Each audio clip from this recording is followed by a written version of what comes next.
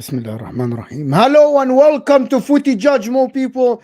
Listen, this is not about Arsenal winning 5-0. This is not about Liverpool playing against Bournemouth tomorrow. This is not about anything, but it's your show, people. It's your show, and we got the gavel right here. It's your show. You call in, you say what you want. You discuss Judge Mo, you challenge me, you tell me, Mo, you are delusional. But first thing first, you have to like the video. If you're watching this now, if you're watching this on the replay, like the video, people. Subscribe to the channel if you're new. And anyone can call in. But there is only, I'm going to explain how this works. I'm going to share the link, pin it, and you click on it. You call in, you have your say. You got 5 minutes. Sometimes you got 10 minutes. Of course, I'm going to pin the link up there. And then you call in, you have your say, you discuss whatever you want to discuss. Big up Jamie, Felix is here. But first, let me just big up the people that are already here. Of course, Drunk Vigo, Akil, Sai, Joannes, Tonelli, Becky, Paul, Daniel, Aaron, of course, and of course, the one and only Jamie Phillips, people. Of course, Ciro is here with us. Dexter is here with us. Tomisin, and listen, support the channel, like the video. If you want to send a super chat, send the super chat so we can absolutely discuss that super chat with the caller, of course, so I can discuss it. Listen, like, as Hussam says, subscribe.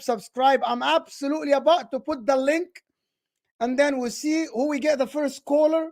Of course, the link is right there. You click on it, and let me tell you the rule. You have to have the camera on, your phone, your laptop, whatever. Just get your camera, of course. Yes, bro, what's good, Igal? Thank you for being here. Absolutely brilliant. Anybody can call in and have their say. The link is right here. I just sent the link, and I'm about to pin this link. No. Yes, it's right there. Pin the message. The link is pinned. The link is up there. Come discuss anything you want with the judge, of course. Listen, you do whatever you want. You discuss whatever you want. Anything you want to discuss. Football, non-football, whatever you want to ask. I'll debate you. You can prove me wrong, or I can prove you wrong, of course. We both are here just for, and I'm going to try to do timestamps, of course. And whatever you want to call. You want to speak about Aston Villa. You want to speak about Wolves. You want to speak about whoever you want to talk about. You want to speak about life. You want to speak about your life. You want to ask me questions.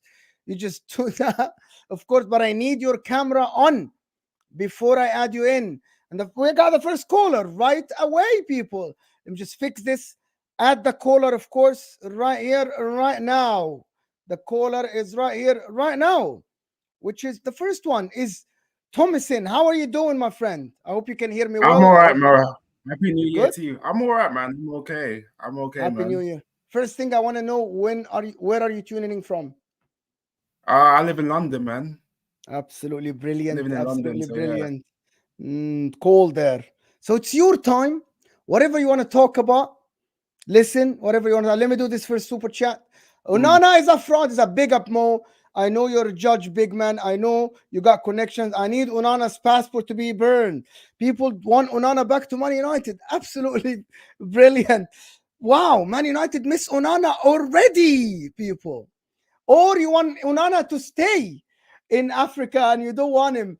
You want him to stay in Cote d'Ivoire. You don't want Onana to come back to United. Who's going to be your goalie? But listen, thank you so much for the support. Thank you so much for the super chat. Appreciate it. I appreciate the support for the channel, of course. And listen, my friend, Tomisin, is that how you say your name? Yeah, Tomisin? yeah, that's right. That's how you pronounce it. Yeah, absolutely. So tell me, what do you want to talk about? I just want to talk about my team, Arsenal. All right, then. Let me ask you this, Arteta, easy the guy for us to win us the Premier League and Champions League. Easy the guy, because for me, I think he's not the guy for me. I think he's taken us as far as he can. Depends what do you want. Do you want to win the league this year? Do you want to win the league next year? Yeah, I want to win the league this year, but I don't think we will, because Man City are just too good, and Liverpool as well. You got Aston Villa as well, who are looking on fire. But I just think we are not going to win the league with this manager, because last season we were 93% top and we ended up bottling and finishing second, and we should have won the league last season. And Yeah, this is pressure on him. We have to win the league or the Champions League for him to keep his job. But I don't think we'll win either, man. listen, you might not. You might not win. You might not win. However, let me just tell you something. And I said this to Lee Gunner, and I said this to Yeah, Nosad, and I said this to Brandon. Arteta, the board wanted to build a new team. They wanted to build a new team, right? So they got a new manager that will work with youngsters. They got him the youngsters. He worked with them. He got you where you are now. Like, not a lot of managers who work with youngsters like the ones you got. I'm sorry, with all due respect. Yes, when Arteta got it, you had the Ozils, you had the Aubameyang, but you didn't have yeah, like Aubameyang's as well. after them. After them, my point is, you didn't have big names. You didn't sign big names. Declan Rice is the first big name to sign. Does that make sense? Yeah, You signed makes Ramsdale from sense. Bournemouth, so he developed the team. Now, Yeah. let me ask you something. Do you think someone that developed something like this, does he deserve time to at least make his machine work or no? If you are in a project and someone gave you a project, He, I gave you a shop tomorrow and I told you, listen, get rid of all the old goods. I'm going to get you new goods. You market the new goods. You do everything. You build yeah. them. You do whatever you want. And then at the end, we want the result to be profitable. Do you believe you deserve Yeah. time with that? Do you No, believe I that? believe it deserves time. Don't like, for me, when he first came to us in 2019, I'm thinking, why are we getting a rookie manager, like an inexperienced manager? Because this is Arsenal Football Club. We shouldn't be getting a rookie. Like, with all disrespect to Mikel Arteta, he shouldn't have got the job for me. But I admit he's rebuilt the team. He's got us the players he wants. He wanted a young team, but you can't have too many young players. You need experience. You can't have like a lot of players who are like 19, 20. You need someone like a 27, 28, 20. You need experience. I admit he's done all right, but we finished 8th twice. We shouldn't be finishing back-to-back 8th places. Yeah, he won us the FA Cup, fair play. But one FA Cup in 4 years is unacceptable, man. One FA Cup in 4 years, that's not good. That's not good enough. That's unacceptable for me. I demand more, because I'm 29. The last time we won the league was 2004. I was still 9 the last time we won the league. That is not good. In 20 years, almost 20 years, that is not good enough. We've never won the Champions League as well. It's unacceptable, Mo. It's unacceptable. Like, I demand more trophies, but I just don't. I think he's not that guy for me. And if we don't win anything this season, then I think it's time to go, man, because he's been with us for it's going to be almost 5 years, and one FA Cup in 4 years for me is unacceptable. And we need a striker. Eddie Nketiah is not my cup of tea. Jesus is not that guy. He's not going to get you 20 goals. He is not that guy for me. And I think this manager has reached his ceiling. We need to go and get like a Zidane, which I don't think is going to happen. Ancelotti, not going to happen. Simeone, but Hansi Flick or Conte. But I just want a top manager that's going to get us over the line. This guy, for me, is just not the guy for me. And people, and these Arteta lovers have come from me. I said to people, I just don't rate him, and I never will. That's all I'm going to say. There are two types of fans: people like they didn't rate him from the beginning, and people that rated him that don't rate him now. You see the difference between both. So there are people like Lee who said in the beginning, I don't want a novice manager. Yeah. I don't want a rookie. I want someone to win now. The club wanted otherwise. I think that is the problem that people don't understand. The club wanted something else, right? But I think, in my opinion, maybe if you're gonna get someone better at the moment, I'm not an Arsenal fan, but I say yes. If you're gonna get someone that will work with this team, my problem will be if you get someone that will tell you, well, I need completely new players. Well, that means you demolished all these good players. Because do you believe, and do you believe you have good players or no? Is he frozen? We have good players, but none of them are world class for me. None of them are world class for me. I'll tell you who has a chance of being world class. Saliba can be world class. Declan Rice can be world class. Saka's not world class for me. He's been unperforming. He's been awful for me. Martinelli, yeah, he got us a brace. He did well against Crystal Palace when he came on, but he was awful. He's not world class for me. Jesus is not what Eddie Nketiah. These players are not world class. Havertz, I never wanted Kai Havertz, but this manager spent 65 million, and we could have got Mohamed Kudus. Mohamed Kudus is the signing I want. This manager bought Kai Havertz, who I didn't want. But only Saliba and Rice are the only two people that's going to be world class for me. The rest of them, not world class for me. Yeah. So you think a new manager should come in and then actually just get new players? Yeah. Right, Simeone, Ancelotti, Nagelsmann, and get new players completely. Enrique, like spend like Hansi 300-400 Flick, million. Conte. Yeah, give Simeone our team now and give him the money this manager spent. He'll win us the Champions League and he'll win us a league, and Simeone will bring his own players. I will try, and he will beat Pep to the title. Listen, if you say that, I'll agree with you. If you say you need new manager with new players, I agree with you. But listen, appreciate you. Got a lot of line. I appreciate your call in. Top guy, fantastic call. And I actually I get your point. I get that you want a new manager, new players. You're tired of losing. You want to win the league, and I get it. Absolutely, I get it. Thank you so much, and hopefully we'll get you again soon. I'll try to make these more often, and hopefully we'll talk soon again. Thank you so much. Nice to meet you. People in the background, thank you so much. Appreciate you being. Appreciate your view. Appreciate your support to the channel as always. Thank you so much. Appreciate you. We'll see you, my man. So Constantine called in. No problem. Constantine called in and he has in trouble. So the next one is the Mighty Wyn. If you're ready, let me know if you're ready. Thumbs up if you're ready. Absolutely brilliant. There you go. My man, how are you doing? I'm doing very well, thank you. I'm having a football break the same as our footballers. I'm a Newcastle United supporter, but that's not what I want to talk about tonight, believe it or not. Can you tell me where are you tuning in from first, please? I'm speaking to you from Madeira. Madeira, in Portugal, the island. In Atlantic Ocean, yeah. Absolutely brilliant place to be in. One of the places I want to visit one day. Well, it's very nice. I can assure you of that. Thank you so much. Thank you, sir. Your name is Wayne? No, my name's Derek, actually. The Mighty Wyn was Wyn Davies, who played for Newcastle United in the 60s. Oh, so that's my pen name on Newcastle fan sites. So but I'm in football royalty now, obviously, but that's by the by. What I want to talk about is time wasting in football. All right. And how it could quite easily be stopped at a stroke by having, if you look at the statistics for any match, ball in play is round about the 60-minute mark. Yep.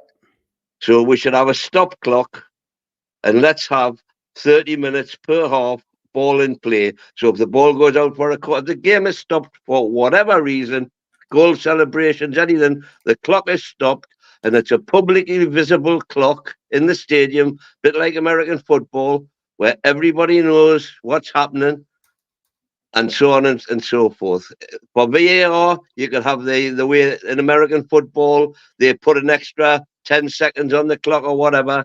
If the game is overrun for a VAR decision to be made, then they knock that off and so on and so forth. What do you think?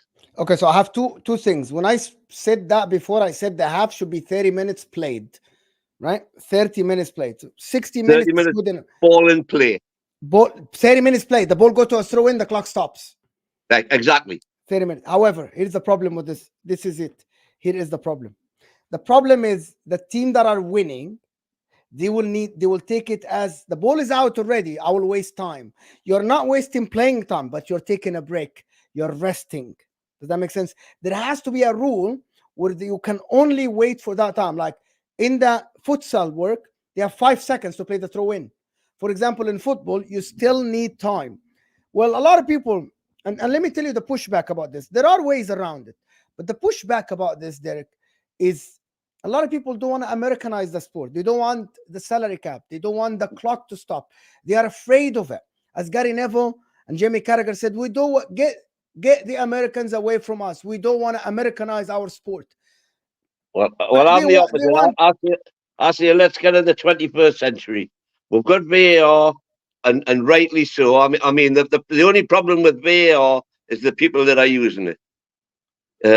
You know, the principle is fantastic, but let's get in the 21st century and let's stop all this time wasting. Yeah, I get what you're saying. I actually hate time wasting because I think one of the games in the Premier League, I think, had 48 minutes the ball in play. That is half the game, basically. The ball is outside. Absolutely. That's not great. That's absolutely not great. I'm on board with 30 minutes halves played. But you know what the problem is with that? Is that the games might be longer than actually 2 hours. I haven't heard a single cogent reason why it wouldn't work. And your idea that players would use stoppage time to take a rest or whatever if they're winning, I don't think that holds a lot of water, to be honest. But there is one problem about this also, and the problem is the broadcast. So this is what broadcasters said. They say we are right. Okay. Well, they'll just have to get used to it. Let me finish. Exactly. They allocate 2 hours for the game, or 2 hours 15 minutes. They say if we do that, the game might go longer than 2 hours. It might be 2.5 hours. So how are we scheduling the game after? Because we know for a fact that it doesn't. We know for a fact that currently, without a ball in play clock, it runs for maybe 100 minutes, 105 minutes. And that's without the stop clock. So it cannot possibly run further than that with a stop clock, can it? No, it will. But this is what you do. What you're. I think you're missing my point about this. Because it's 30 minutes, players might take longer to play a throw in. So the clock is stopped. So the half might not be 45 minutes. It might be 50, 55 minutes. It's 30 minutes in play. In which case, the referee can give a yellow card. It can't be for time wasting because they're not wasting any time, but it can be for ungentlemanly conduct, interfering with play, whatever. So that can be stopped in the same way that it's supposed to be done now. 100%. That actually would work. That would work very, very well. If you say a goalkeeper taking too long, you warn him. So let me ask you something, Derek. Why do you think the Europeans and English people and the French people, the Italian people, the Spanish people are afraid? That's all European. the big leagues are afraid of Americanizing the sport. This is the last question before I get the next call. I think it's just pride. Just pride. Yeah, absolutely, and it's ridiculous. It's absolutely, utterly ridiculous. But you think you should move on to 21st century? I mean, if you want me to say something like tradition, I just want to see a better game. Yeah. So would you say you want to add challenges? You want to add challenges? You want to add everything that's in American football? I think that would be a brilliant step forward for VAR. So each manager gets 2 VAR challenges, and they've got to decide whether to use them or not. Oh, yeah. I don't know, but listen, that will show you how good the managers are. Yeah, whether or not they use their challenges correctly. Yeah, they might. I think if we go there, well, I don't know. I don't want VAR actually. Listen, we already in the most traditional British sport that there is, cricket. We already use challenges in that. Yes. In rugby, we already use challenges in that. 100%. In tennis, we already use challenges in that. That have all been introduced in the last 20 years. Yes. Why not football? Oh, let's call it soccer then. Call it what? Let's call it soccer. Like Americans. Like here in America, we call it soccer. So let's just do that as well. No, in America, football is called soccer. S-O-C-C-E-R. Oh, soccer. Soccer. I thought you were saying soccer. Yeah. No. Soccer. Yeah. Soccer, yeah. No, because it's not soccer, it's football. Exactly. Look at Dan. By the way, played with your feet. Football, the clue's in the word. Look. American football's played with your hands for a couple of kicks. Yes. So why we should no? We do not forgo football. That's a step too far. Listen, thank you so much, Derek, for the call. Appreciate you. Thank you so much for calling in. How long have you been watching me? Do you watch I've this been channel at watching all? you for. I got onto YouTube. I'm 70 odd now. I got onto YouTube about 3 years ago, And where and did you see me first time? Where did you see me first time? no. I've been watching you since before you had your Rick with Never a Foul. That was where I first saw you, Never a Foul. All right. And then when you came on here, I followed you on here. Appreciate it. I hope I get more Newcastle talk. I have Philip, great Newcastle guy. Philip, you know Yeah, Philip? Twin Tactics. Yeah, Fantastic, watch it. fantastic guy. I got in touch with Pete Davey. He's gonna come on the channel soon. And Who's that? Pete Davey is one of the big Newcastle guys, season ticket holder. Oh, Pete from Loaded, you mean? Yes, from Yeah. Loaded. Yeah, he Yeah, contacted me, and we're gonna work yeah, together. yeah. Pete is a Excellent, top guy. excellent channel. I watched that as well. Yes. Hopefully soon. Yeah. Thank you, Derek. Appreciate you. Okay, my pleasure. Enjoy your time, and thanks for supporting the channel. And hopefully we'll talk soon. Appreciate See you you. later, mate. Bye. Thank you. See you later. Next one is, I don't know how to pronounce the name, but people, 140 people here. Hit that like button for us, please. And if you want to call in, the link is in the description, of course. Talk about everything. That was an interesting call. Talking about time wasting. And for anybody that is complaining in the chat about me, have you talked about Enzo yet? Why don't you call in and we can talk about Enzo then? If you want to talk to me about, this is the time for you to actually talk to me about whatever Mojenda, whatever thing. Just call in and let me know what you think. And the next caller is here, is Jonah is here, I think, right? How are you doing? Hey, Footy Judge, how are you? I'm good. Where are you tuning in from, and how do you say your name? Yeah, so it's pronounced Johannes. Johannes. Yeah, Johannes. Yeah. Where are you from? You're even German, Danish, No, I'm Greek and Italian. Greek and Italian, and Johannes. Yeah, well, yeah. Tonelli is my last name, so Italian. But Tonelli. yeah. Tonelli. So where are you tuning in from? I'm tuning in from New Jersey. New Jersey, where Staffy is. Yeah, New Jersey, yeah, near Philadelphia. Yes. Sai MCFC, you're next. Yeah, so no, I wanted to call in. I wanted to ask you your thoughts on my club. I support Tottenham. Obviously, we have, new manager Postecoglou, which I love. I think he's great. He's also Greek, by the way, so that helps too. Postecoglou. Yes. And yeah, so I don't know. I wanted to ask you like your thoughts on where the club's going, like maybe how far can we go? Because me personally, I think he's building a great team. The only thing I would say is I want to start seeing Levy buy ready good players, not young talented prospects, which I love, but I want to buy like killers, assassins, people that come in the team, not like, for example, Timo Werner, who comes in, who I'm not really a big fan of. But, just that's the only thing I would say. But, yeah, I just wanted to see your thoughts on, Tottenham in general, the club, where you think we're going, and, yeah, how far you think we could go with the manager. So, based on what I saw in the first some months of the manager, I like the football I see. I see him developing players, and also I see him learning. So that's something I don't say about a lot of managers. I actually made a lot of fun about him. You say when I said this is who we are, mate, and all the stuff. But I'm actually thinking that he's adopting. He's actually absolutely fixing his style. He isn't playing that high of a line. He's dropping deep. He's playing the game in phases. This is very, very good from him. The problem with Spurs is that the club, when you were on the top, when you were near the top, you didn't win trophies. So Chelsea over the past 20 years, when they got the money and they started going higher, they won trophies. So they put themselves in top 6 place for a long, long time. The problem with Spurs is that you didn't win trophies. You just didn't. You qualified for top 4, challenged for the title one time, reached a Champions League final, but didn't win trophies. So you need to stay a Champions League club for you to make money, to get global fans. What I'm seeing from this manager is very positive. I love what he's doing.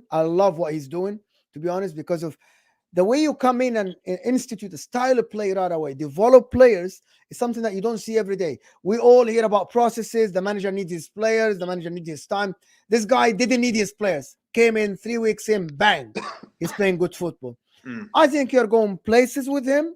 Are you winning trophies? It all depends on what they get him, right? If they go in the summer and spend money and get him good players, I think you win trophies. What kind of trophies? I think people in the Premier League are hung on the word, yeah, we need to win trophies. It depends, right? Are you going to challenge Man City? You need to spend like Man City. You need to have a manager that will be able to challenge Pep Guardiola. Does that make sense? People are hung on this word. I need to win the Champions League. I need to win the league. Are you better than Manchester City? You should aspire to be better, and you should work towards it. But also, they will work as well. It's all about progress, my friend. That's my opinion. I will say, though, we've had a lot of, as you know, we've had a lot of people out. And we're 3 points behind Arsenal, 3 points behind Villa.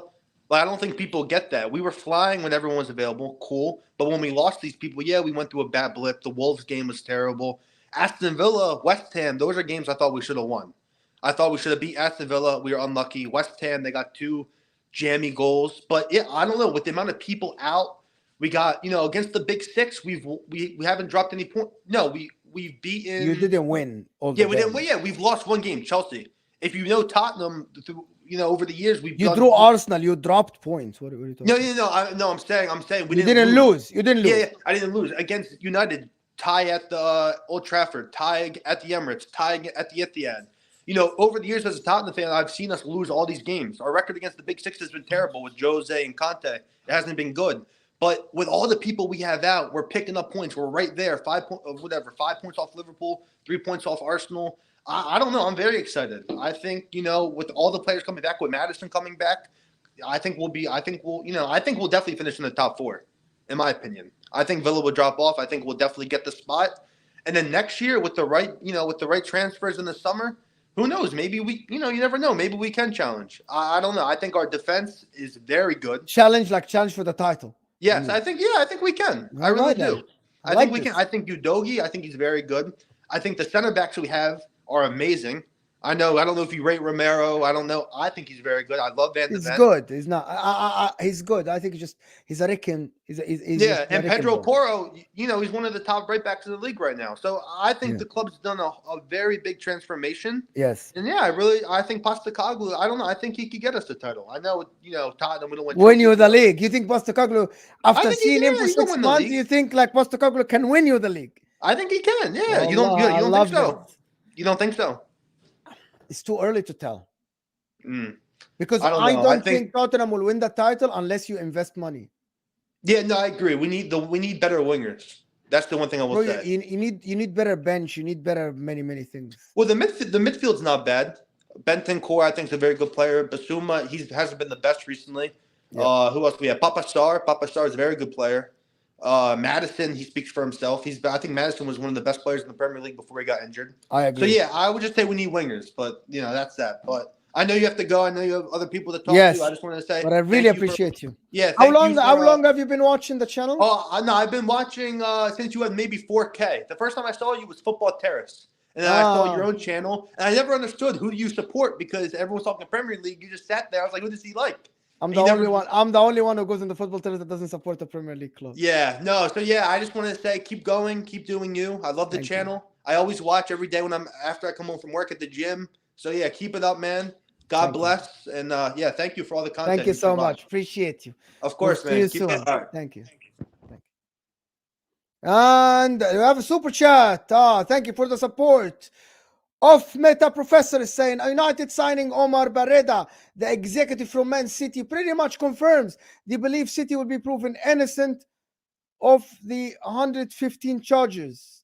You see, you think that Man United? Well, I can spin it. I can say, what if the guy is jumping ship? What if the guy is jumping ship? What would you say if I told you he might be jumping ship? Well, listen, I don't know if they're guilty or not.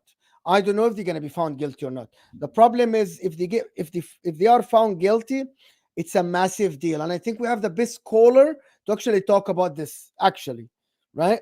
It's actually the best caller to talk about this. Actually, first of all, how are you doing? I know you've been watching the channel a lot. You're one of the people that support the channel. What's your name? You want to be called Sai? Sai is fine. My name is Simon, but Sai is Sai, fine. where are Yeah, you tuning in from? I'm tuning in from Copenhagen, Denmark. Copenhagen. Yeah. All right, fantastic. Yes. What do you want to talk about? Well, actually, this of meta professor brought it. Yes, I can put the comment up again for you. Yeah. Yeah, that's exactly what I wanted to talk about.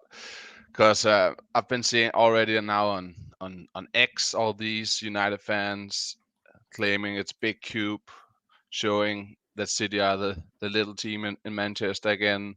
That we also now that he's jumping ship, as you just said, trying to avoid any what's we call.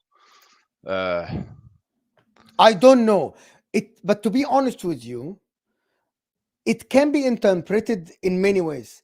But, and this is the thing I wanted to talk about this, it can be just a very simple thing. The guy was the chief of football operation, right? Yeah. Right, officer. So he's I think CFFO,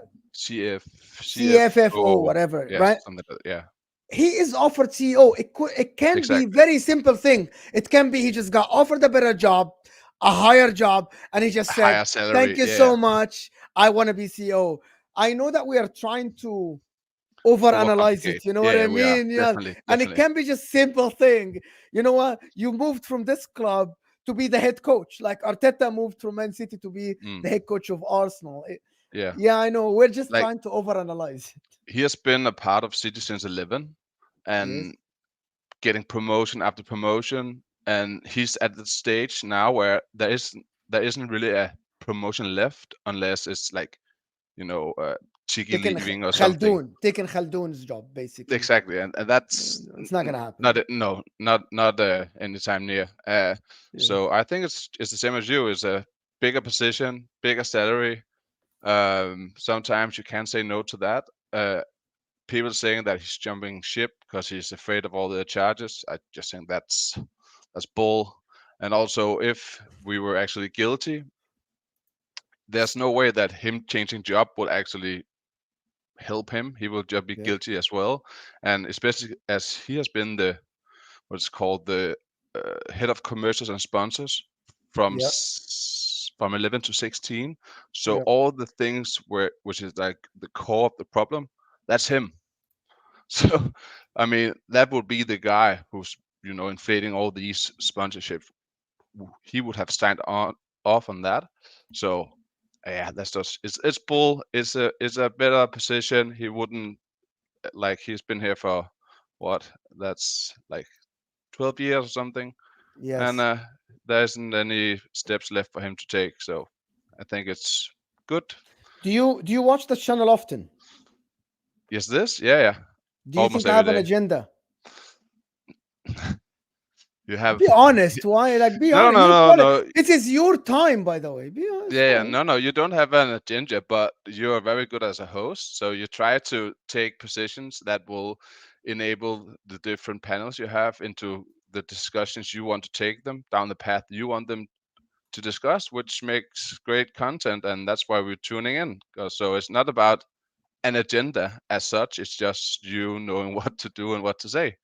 What do you think about my opinion? What do you think about my opinion? On what? What do you think about my opinion? Do you think my opinion? Forget me as a host on Man City. Do you think I hate Man City? Do you believe that? Do you feel that I hate Man City? No, you don't hate them, but we did win the Champions League over you. I did stand in Istanbul and watch our team beat your team. You went to Istanbul? I did, yeah. Who was the better team? Be honest.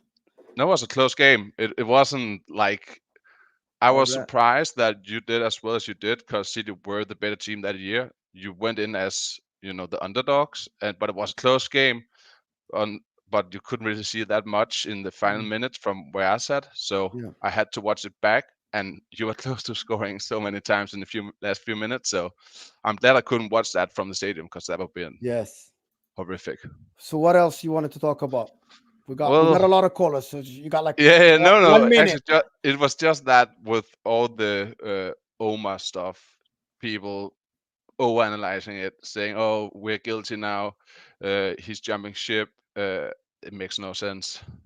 It's just opportunity rose, and he took it, and it's all good. City Group will find if they need a replacement. Would you still support City if they are guilty? Yeah, it makes no difference to me. I will go with Steve down to League Two. Absolutely phenomenal. Okay, thank you, Simon. Thank you. Hopefully, we'll do this over. I hope that you enjoyed this, and I hope you enjoyed the channel. Thank you for the support, of course. Always supporting the channel. Appreciate you so much, and I appreciate every viewer. And hopefully, we'll talk soon. Thank you. Bye. Thank you so much. Bye. Okay, Salman, if you're here, you have to show your camera. Yes.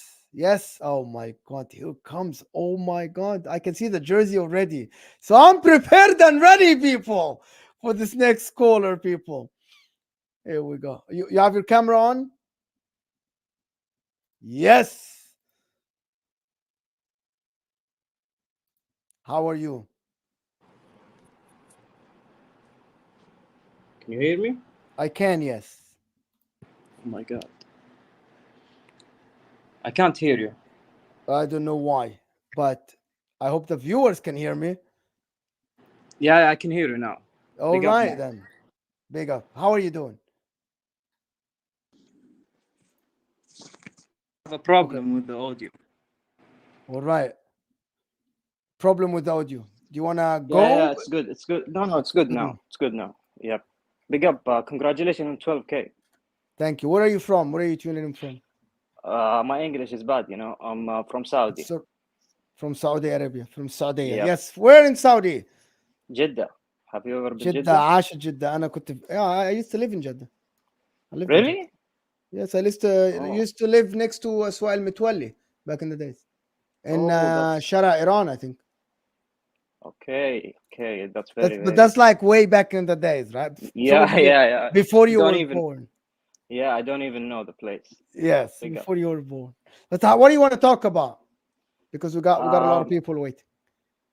How about a criminal Mauricio Pochettino? What do you think of his first season? He's not as bad as you guys make him be. He's not as bad. Oh my, he is bad.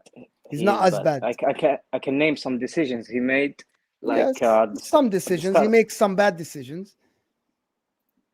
Yeah, but how can you explain having fully fit Reece James, fully fit Malo Gusto, and playing Axel Disasi at right back? I don't think. Yeah, that decision was strange to me, and I said that before.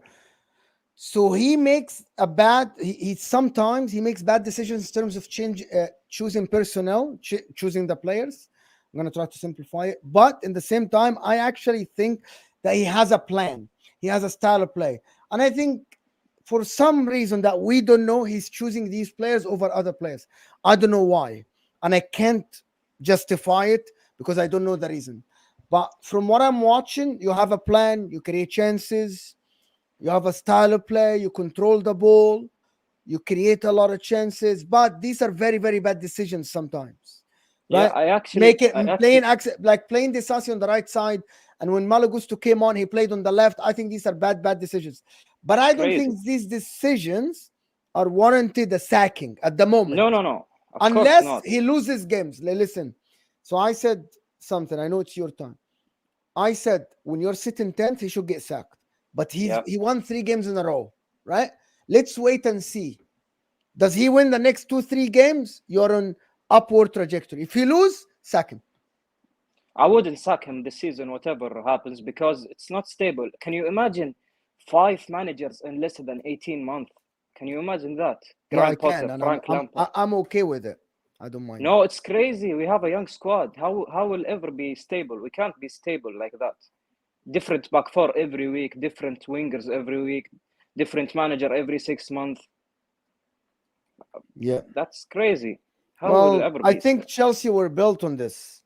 So yeah, but we built like this with a world-class squad, with one squad for 10 years. We can't do it with a new squad. So do you want him sacked or not want him? No, I don't want him sacked, but I don't like him as a manager, as a coach. I don't like him because he's making mistakes every week. He's losing us 2 points there, 3 points there. But What we can do So now? what We you're have to complaining wait. about him, but you don't want him sacked? No, I'm complaining because I want him to fix it. I don't want him to be sacked and we got a new manager and he wants new players. I want him to fix it. Just play the players in their positions. What?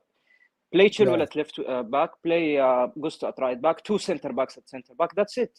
I'm not asking him I to. think we'll see, but I think I know what you're talking about. And watching Chelsea, I think his player choices are wrong sometimes.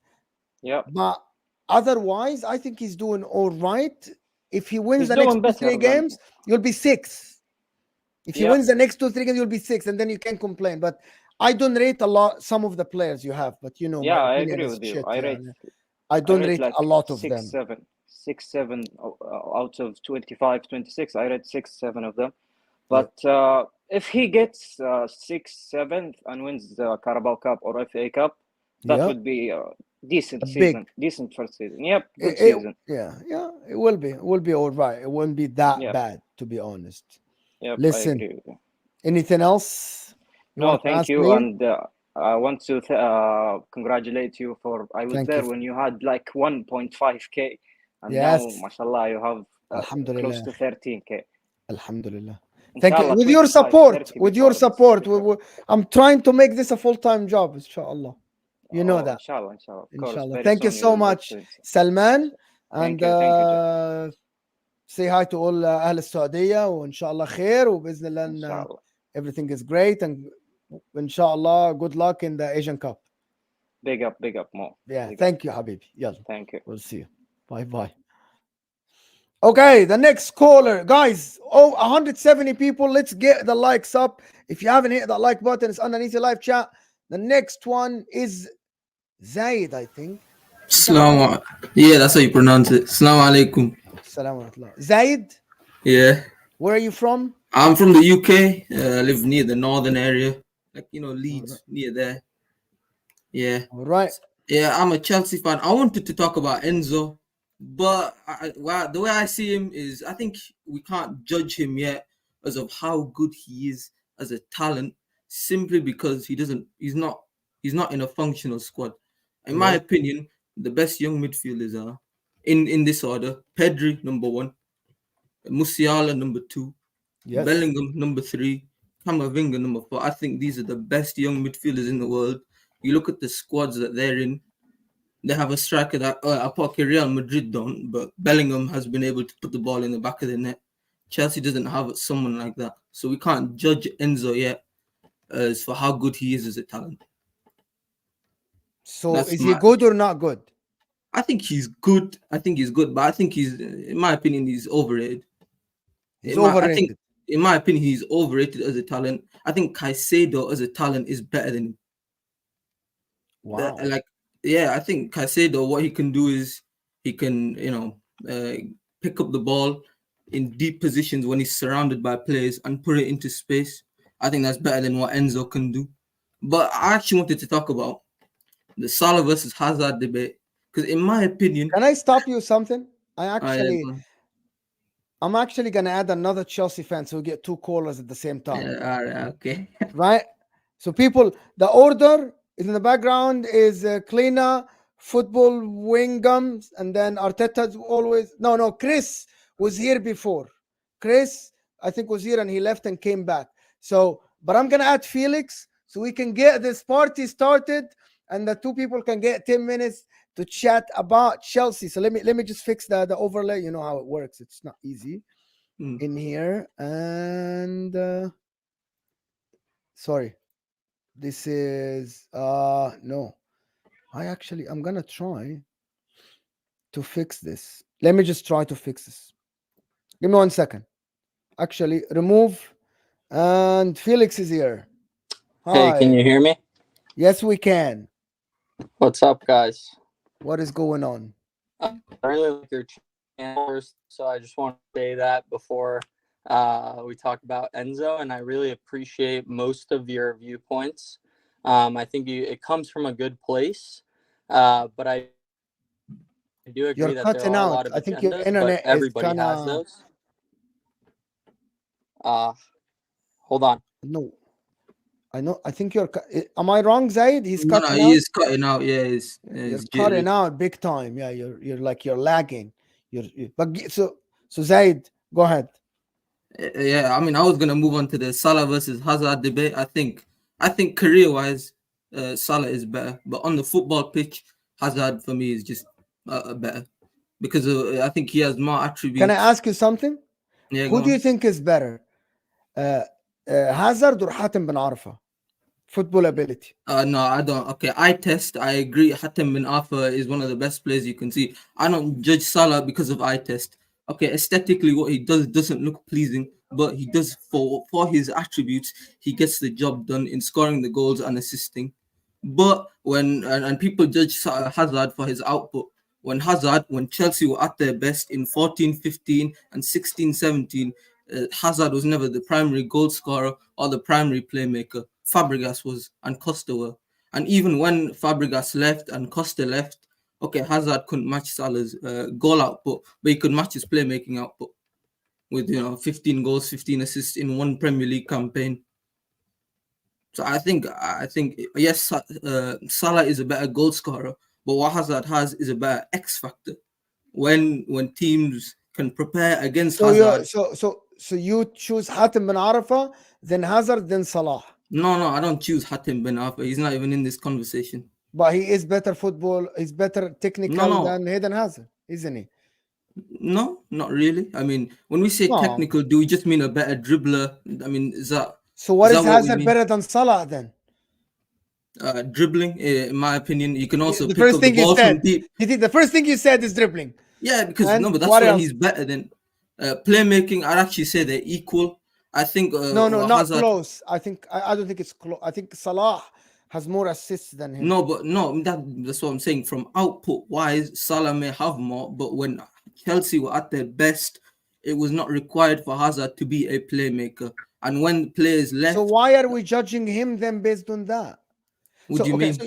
So here's your argument. Your argument is Hazard is better assist, but he wasn't asked to be the assist, the guy that does the assist, because there were other players that do the assists. It's like, by the way, this guy runs faster than the other guy, but he's never asked to run because he drives a car. No, I'm saying. So, but I would choose him because he's faster than the other guy, but he was never asked to run. No, the reason why I would pick Hazard is because he's more of an X factor in that he can create something from nothing. Salah cannot do that. We saw in games this season, like the United game, where teams just sat back against Salah, and the most he could really do is create a chance for Trent outside the box. Hazard, on the other hand, I remember in games like Wolves when we played, when we had Sarri, he could create goals from nothing. Against West Ham, we've seen it. He could create goals from nothing. Arsenal, Man City, like he's shown that he's able to do it in any circumstance. He's as an attacker, in my opinion, he's more versatile. But the only thing, in my opinion, Salah has over Hazard is just a goal scorer. That he's a better goal scorer. Can I remind you of some goals? And I want to get Felix in here. I'm going to remind you. So the guys in the background were adding Felix. So we got like 5 more minutes because Zayd just finished his 5 minutes. And then I'm going to move to the next one. I'm going to put this comment about Salah. People forget, because you just said that Hazard creates something out of nothing. People forget that Salah dribbled 4 players at the City team to score goals. People forget that Salah against Spurs dribbled 3 players on the line to score the goal that when they went 2-1 up. People forget that Salah against Everton dribbled 2 guys, put someone on his back to score a goal. People forget that Salah dribbles from halfway line to score goals. The thing about it that you're talking about Salah today, who is 32 years old. Hazard, 33 years old, already retired. Okay, but was he consistently doing that? Was Salah consistently? Yes, was he consistently doing that? No, Salah was not consistently dribbling 3 or 4 players in a game the way Hazard was. Not week in, week out. No, he wasn't. And another thing about Salah, I want to say this. There were times when Liverpool won the Champions League and Liverpool won the league, I could say Mane was more important to that team. I could say not in the 18-19 season, Salah went on a 10-game goal drought, and Mane actually equaled his goal scoring record. In the Champions League, in the Barcelona 4-0 comeback, one of the greatest comebacks of all time, Salah wasn't even there. in the Bayern Munich game, That's Mane not was the one that scored a brace. I think he was injured, so that's not his fault. Okay, fair enough. But in the Bayern Munich game, Mane was the one that scored a brace, and Van Dijk scored. But the one that did that. So you used to Felix. Go ahead, because I'm not. So I don't think he's as important to Liverpool as he's made out to be. During the times when Liverpool were at their best, I think Van Dijk, Alisson, and I think even Mane at times were more important. I don't know, like. I don't think you should take away from Salah the fact that how good Mane was. I think that's one thing that, like, I wish we had a player when Hazard was at Chelsea that was his level on the other side. Can you imagine?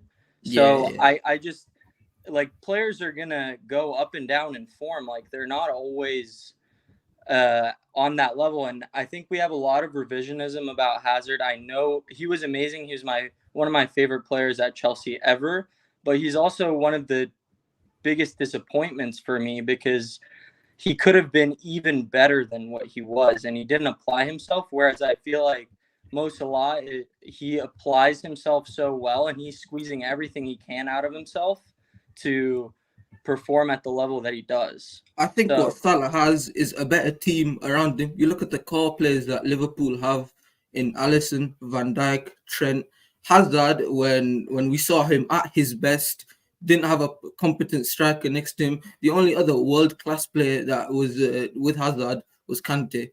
Yeah. And Kante could only do so much. In fact, I remember Starry getting criticized for not playing him in his proper position. Yeah. He was used more as a box-to-box. I would actually do the pressing, like on the back line, instead of as a DM. Can I ask you something? Do you think Kante, Fabregas, Matic are better, or Henderson, Wijnaldum? Yeah. Okay, individually, they are better, but as a system, Liverpool played much better than Chelsea did. But you said he has better. See, Zayd, you just said he has better team around him. But when I told you the names, you thought about it. You said, "Yeah, it's the system. So it's not the team; it's the system." The problem with some of the majority of the Chelsea fans is that Hazard is a fantastic player, and I enjoyed him. And I had a Facebook post 10 years ago about Hazard when he was at Lille, right?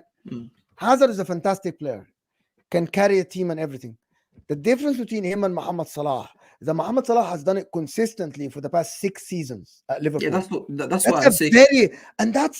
Listen, R9 was way better than Messi. R9, I agree. You're young, was way better than Messi, right? But you cannot put R9 ahead of Messi because Messi has done it for 20 years or 15 years. Yeah. No, that's what I say. It's completely different. Ability-wise, I might give you that. Maybe Eden Hazard carrying the ball, dribbling is better than Mohamed Salah. He's better. I will never debate that.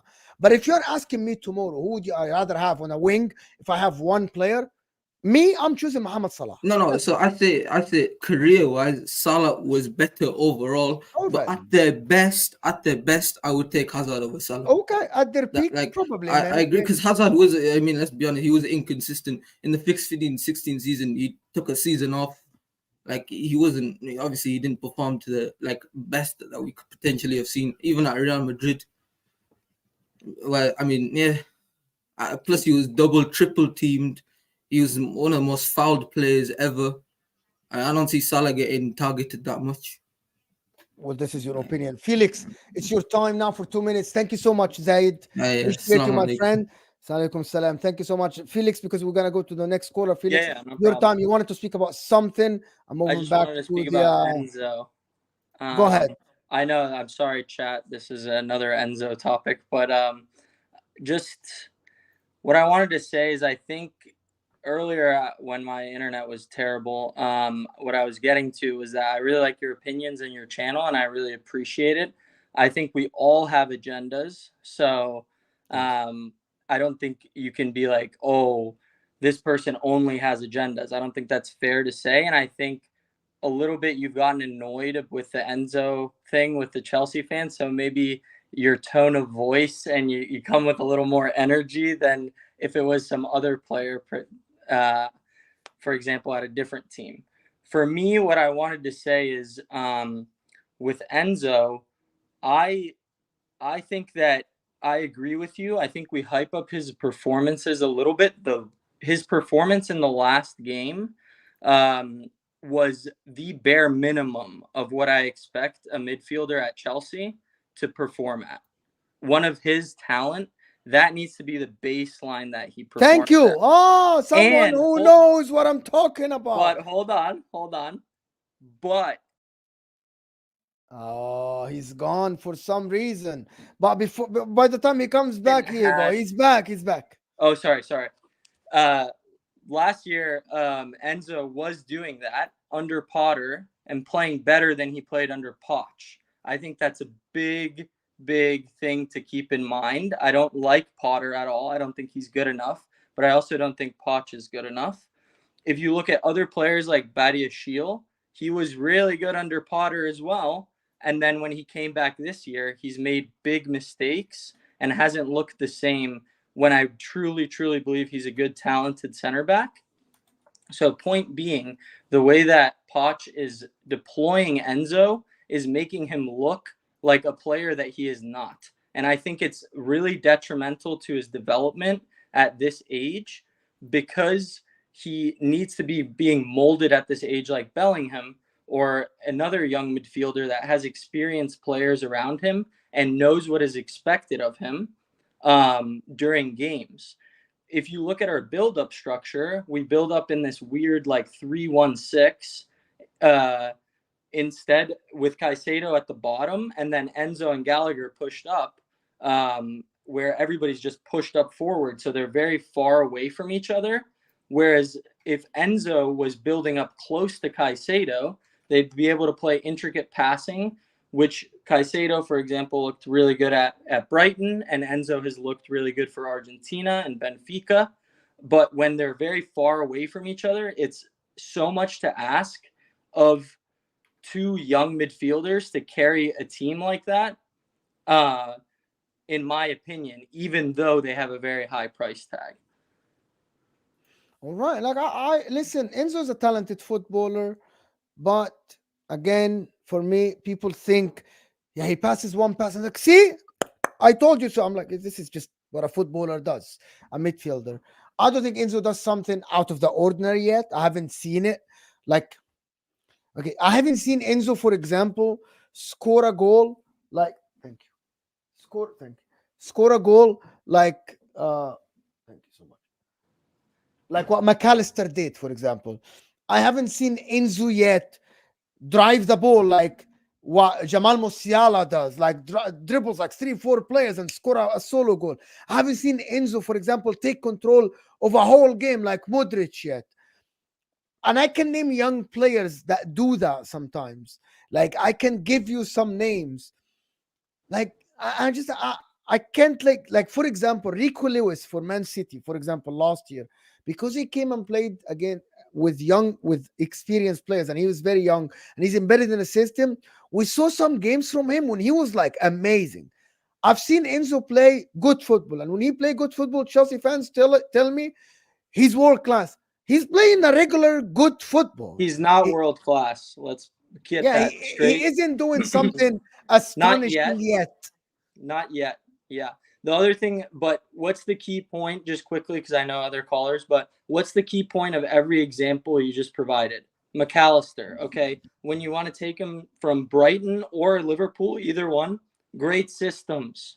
Put in a place where he has a platform to succeed. Who also looked amazing in Brighton? Caicedo. Yeah, if you take the next example, you can't expect that of. No. He doesn't speak English great. I understand that that Pochettino speaks Spanish and they're both Argentinian and all that stuff, but still he's in practice every day and training, all these different things. It matters. It makes a difference. Everybody around him is also not knowing what they're doing. Isn't that a problem with not having experience? It is. I said that. If you get a experienced player next to him, he might perform very, very well. Listen, Felix, really appreciate your call. I gotta move on to the next caller. I appreciate your support to the channel. Thank you so much, Felix, for being here on what you're doing. Thank you so much. Appreciate you, buddy. Sorry, somehow. Okay, next one is Clinna is here with us. Big up, my man. How are you doing? Where are you tuning in from? And you have Hamza's background, so you're always appreciated. Yo, big up. I'm from the Netherlands. Right, Live fantastic. nearby Where Amsterdam. about? I used to live in Amsterdam, but now I moved to Almere. It's a city 15 minutes from Amsterdam. Oh, So fantastic that we have people from all over the world. Thank you. yeah, that is. So, what do you want to talk about? Yeah, I'm an Arsenal fan, so yeah, today we won, so we can talk about that. I also am You a can ask me Ghanaian. questions if you want to talk about something to the viewers. Um, It's up to you. By the way, if you want to debate me on something, this is your time. You do whatever you want.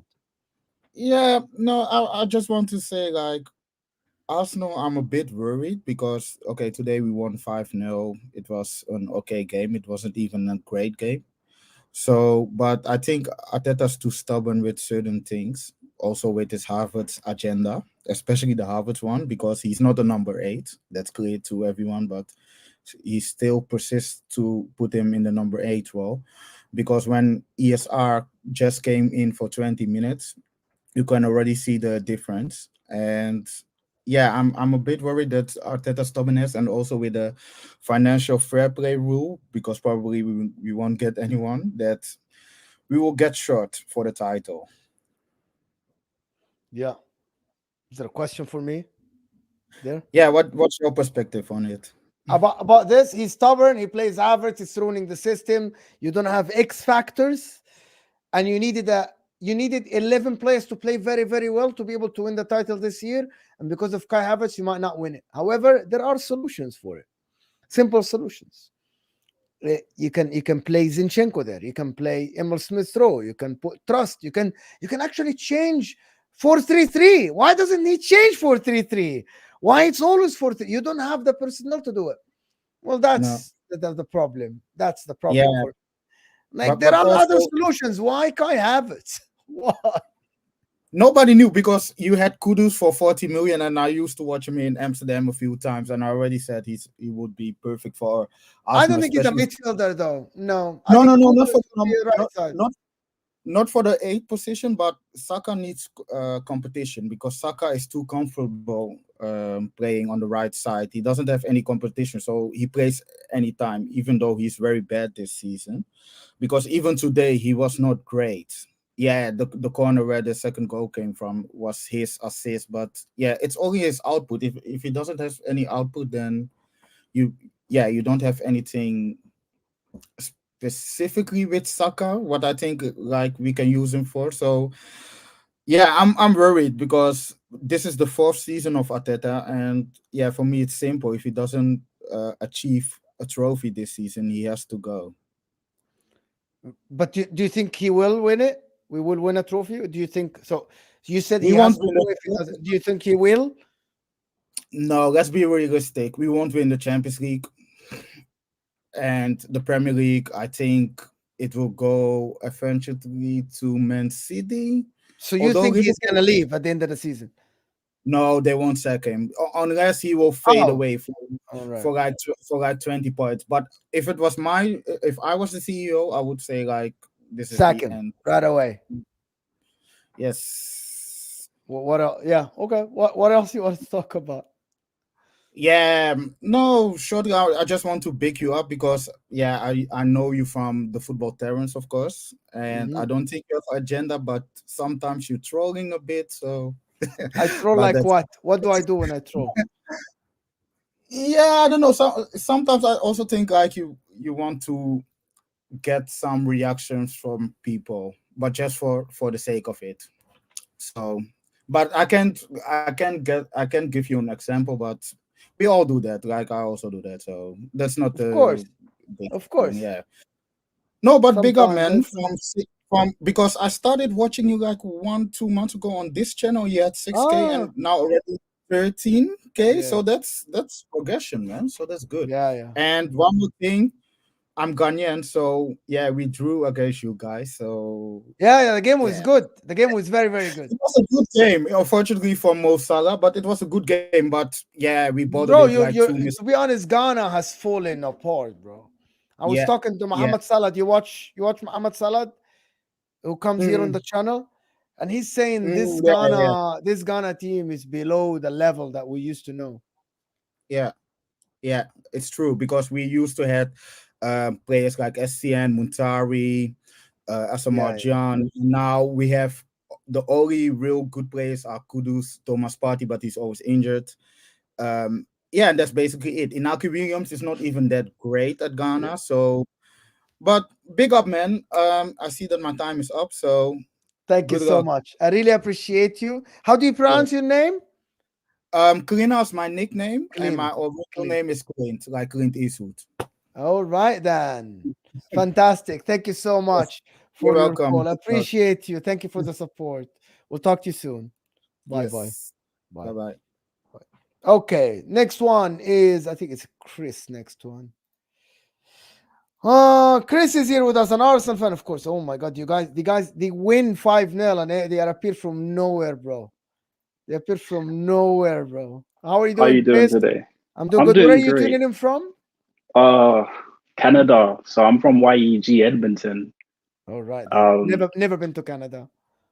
you never been to Canada? No. I heard you earlier talking about how cold it was in the UK. Here it gets wild, like minus Where I live, 30. where I live now, today, this morning, it was 0 degree, and this is very, very cold. Yeah, nah, you got to be built for it because you got to put like the winter tires in and everything. But what I really want to talk about is Arsenal and not Arteta in or out, because I feel like the conversation needs to be, what do the owners want? Because we're talking about Arteta in, Arteta out. What did the owners want when they hired Arteta? Did he sell them on, like Philadelphia 76ers, a process or a plan? And they're like, okay, yeah, we remember this. This is Arsenal heritage. I've been reading the Wenger book, and it's something that's well known is that we like to build foundations and have managers for a pretty long period of time, right? What we did with Emery is that he lost the players and we got him out. I believe when we had George Graham, the next manager that came in before Wenger came in, he was in for about a year and a half. He lost the players, Ian Wright specifically, then we removed him. What do the Cronkies want from Arsenal? Is this exactly what they want? Because the energy that we have for Arteta, I watch your channel a lot. I watch Northside. I watch Liga now. I also watch the Football Terrace and Eagle, a big spectrum of Arsenal fans. We all talk about Arteta and his in-game management, but we don't talk about what the Cronkies want. If they want top four, we need to stop saying Arteta out. We need to start saying, okay, you guys want top four. This is not what we want. It's not our ambition. We want trophies. Get us a manager to give us the trophies, because obviously the communication isn't there. We want one thing, you want another thing, right? Get us a manager that will get us the trophies, or tell us what your vision is. Because at the end of the day, if we keep asking for Arteta to be out and they don't want him to be out because he's building something for the future, he may be building a foundation for maybe consecutive trophies, consecutive UCL finals or UCLs, and we're just saying we want him out, and we're disrupting that foundation that possibly the ownership is building.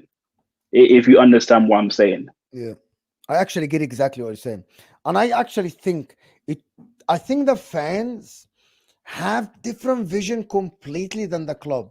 I actually think when the club fired Emery and hired Arteta, they knew he's gonna get rid of the big names, and they knew he's gonna work with a young squad, and they wanted to build a squad that will play for the next 10 years, right? And the manager to do that for them was Arteta. I actually think Arsenal approached Arteta, not the other way around. Exactly. I actually think Arsenal wanted Arteta, not the other way around, because they wanted someone who will work with young players, embed a system in them, or a style of play, a school of Guardiola, the Spanish football. I disagree with that a little bit though, because Why? when I look at Arteta, the way he plays football, in terms of the philosophies that he's gathered, it's not just Pep. He looks at Wenger too.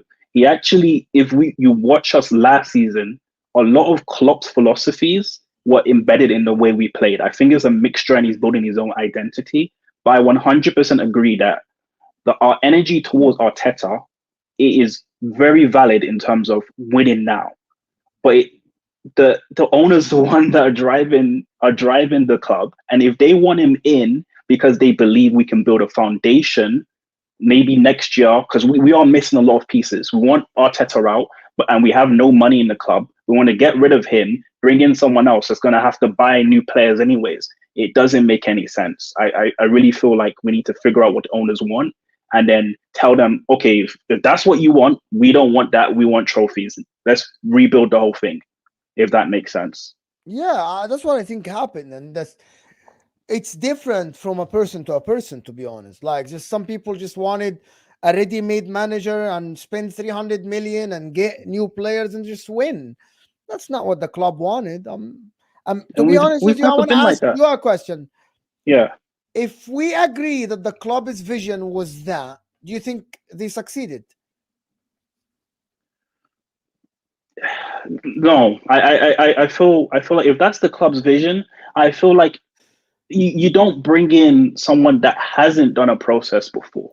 That's the problem. The problem is Arteta's building his resume. I'm not asking you what you'd have done or whatever.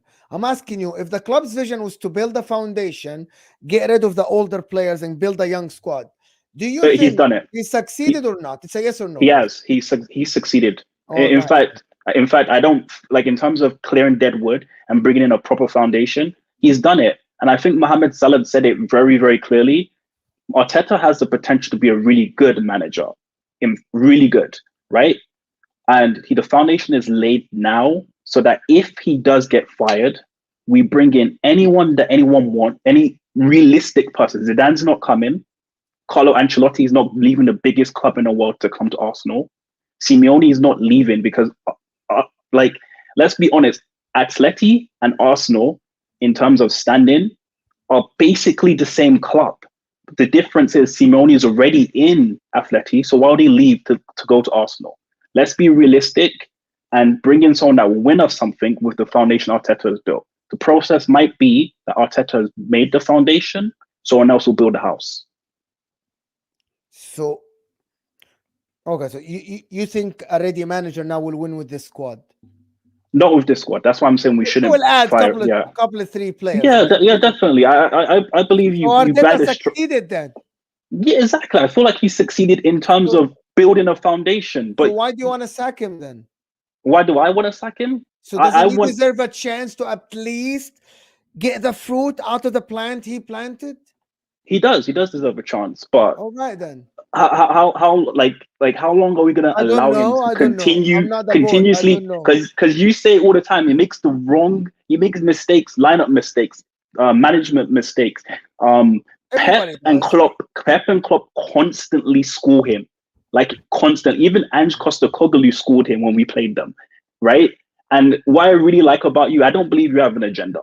I believe that when you interview your panelists, you ask the questions no one wants to be answered, and the difficult questions, which brings out difficult answers, right? You've done it to me as well. So I do believe that Arteta is a good manager. He has to develop. He's building his CV as he goes along. Why do I want him out? Because I personally believe that when I watched the first couple of games, I didn't think we were going to win the league. I do believe we still have some pieces to be laid out. I want to give him the time to lay those pieces out and see what he does. If he can't get it done, then the Porto game is the deadline for me, to be honest. Porto. Yes, I agree with that. Thank you so much, Chris, for tuning in. Appreciate your support for the channel. And sorry to cut you off. I just want to lay off over here and say that I've been watching you since Never a Foul. I recently had a daughter, and I was watching you from that channel every night when I was putting her to sleep. Obviously, I can't watch live because I live in Canada. But thank you so much for the amazing content. I'll continue to watch, and thank you for this opportunity. Thank you so much. Appreciate you for the support. Appreciate your kind word. Absolutely phenomenal. Thank you so much, Chris. And we'll get the next caller. Thank you so much, Chris. And we'll see you soon. We'll talk to you soon. Thank you so much. Appreciate you. Why is Saad here? I don't get it. Listen, you fraud. Yeah. Why are you? Sorry, you're taking time from other people, right? No. I expect. Why are you here? I expect you to respect your viewers and come to me last. I'm here Last All resort. right, you're I just lost. want to have a conversation after. Yeah, You're so lost. You're lost. Get shukran. out of here. Love you, Sad. Love you, Sad. The next one is the guy that has been waiting forever. Hello. Hello, how are you doing? Okay. What's your name? How are you? James. James. What are you tuning Yeah. in from, James? London. London. West London. Who do you support? Arsenal.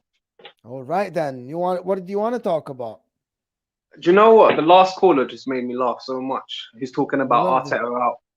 It just makes me, all these Arteta outs just make me laugh so much because they don't know All what right, then. true Arsenal fans have been through the last 10, 15 years. Pain. Straight pain. And these, Right. look, they want to get a new manager, but they don't have no names. Who are we going to bring in right now, honestly? And if they do come in, are they going to beat Pep to the league? No.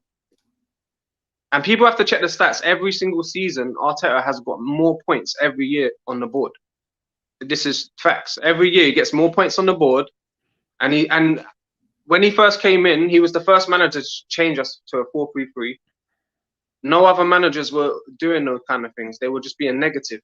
Emery was negative. Wenger was negative at the end of his tenure. You know what I mean? Yep. And all these people keep saying Arteta out, but there's no solution right now. Like, tell me one manager that's available right now that's better than Arteta. There's tons of managers better than Arteta, but fine. Yeah, but that you can get right now. There's like 100 managers better than Arteta. Yeah, but Not available. 100, but there's a lot. Yeah, okay.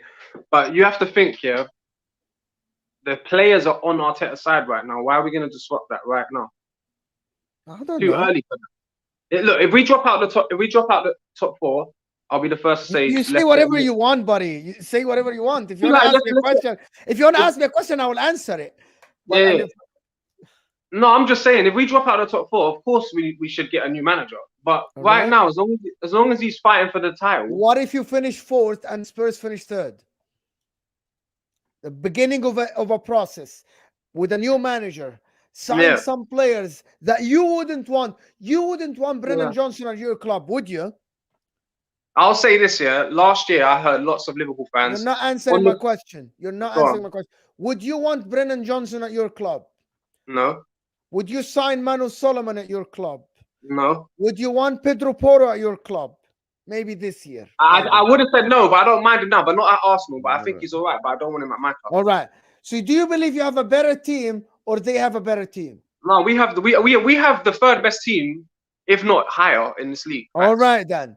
So if Spurs finish above Arsenal, but you still finish fourth, I'll still support get stacked Arteta. or not?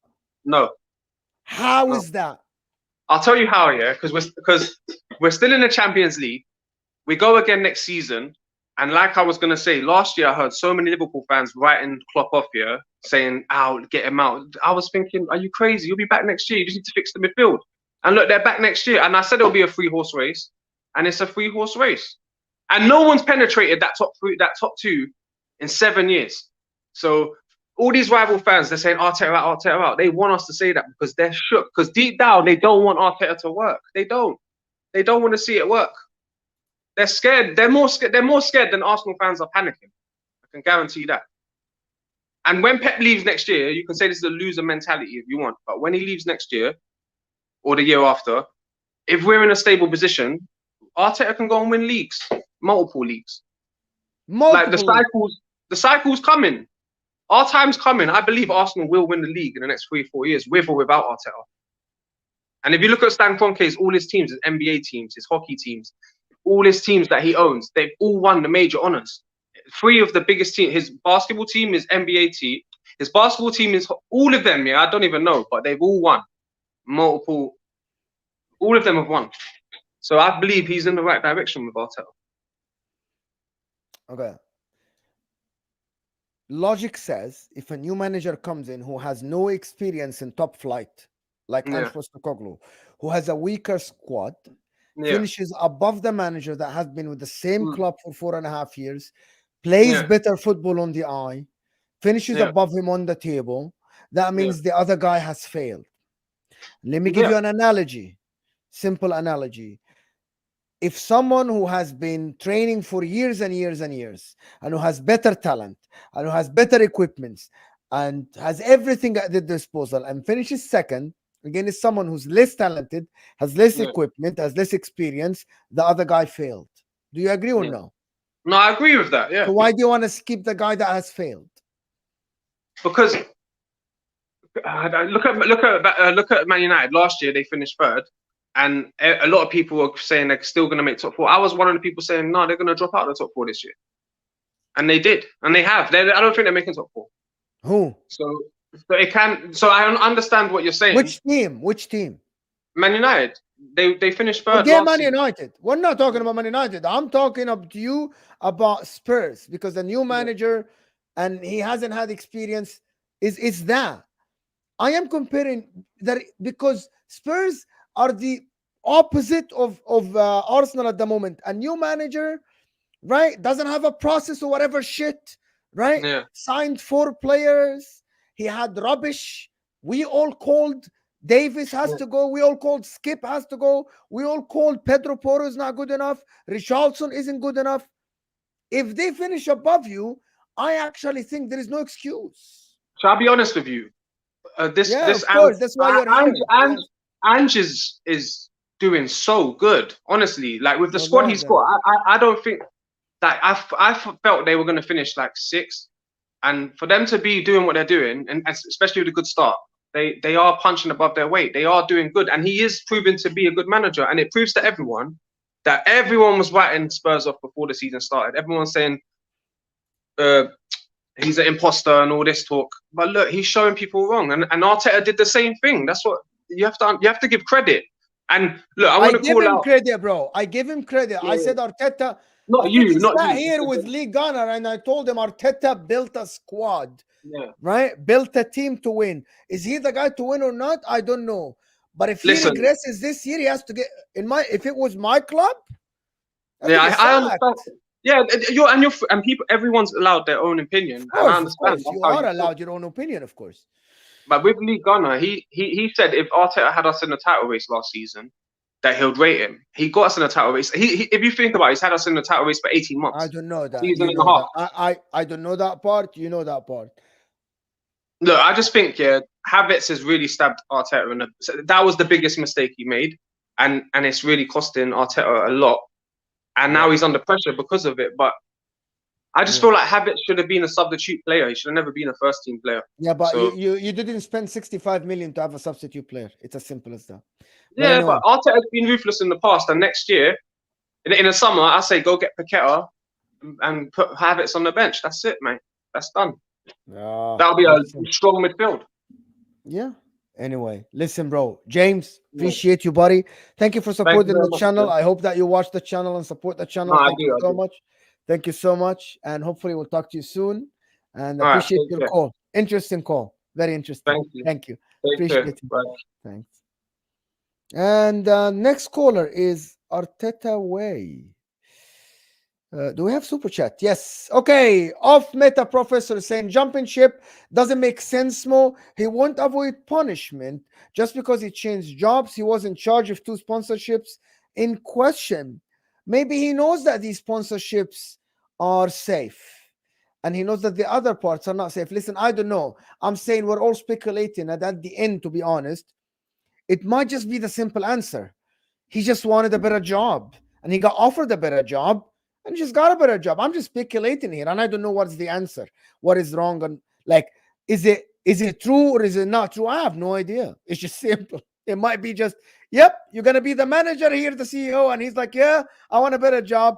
And he maybe he asked Man City, and they told him, listen, there is no chance you're gonna be a CEO because of Khaldoon, so you have to accept. And he said, okay, I got offered another job. It might have been that, but yeah, I think there is sense to if he jump ship, but I don't think that's the ultimate answer. But yeah, it might be just a simple answer. But thank you so much for the support and for the super chats.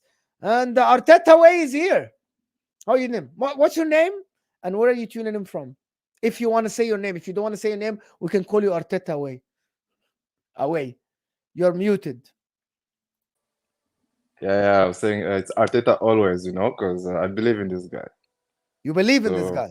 a lot. Like this is our Wenger. This is part two, you know. Wow. So we're going all the way again. And yeah, I'm calling from Montreal, Montreal, Canada. Canada. Yes. So man, you're international. You're everywhere now. So big up to Thank you. you. Thank you so much. And also, so a little bit of the agenda. It's Yep. now been 5 years Arteta is here. Arteta is there for 3.5 years, guys. I thought it's 2019, January 2019. December 2019, yeah. December So 2019. Yes. I actually know. So 2020. So yeah. so that's how you have to see to look at it. Of course, Arsenal is bigger. People are going to, exaggerate everything just to make their point. I get that. However, Hold on. He has been here 4 full seasons or no? this is his fourth full season. So he has Also, been right? 4.5 years then. Like this is his fourth season. So now 4 Oh no, years. this is oh This this is is his fourth full season. Yes. okay. All I right. think Let's so. let's if my math is 1920, good. 1920, he has Mhm. half a season. 2021, 21, 22, 22, 23, 22, 23, 24. So that's his fourth full season. Fourth Okay. full All season. right. Let's go with that.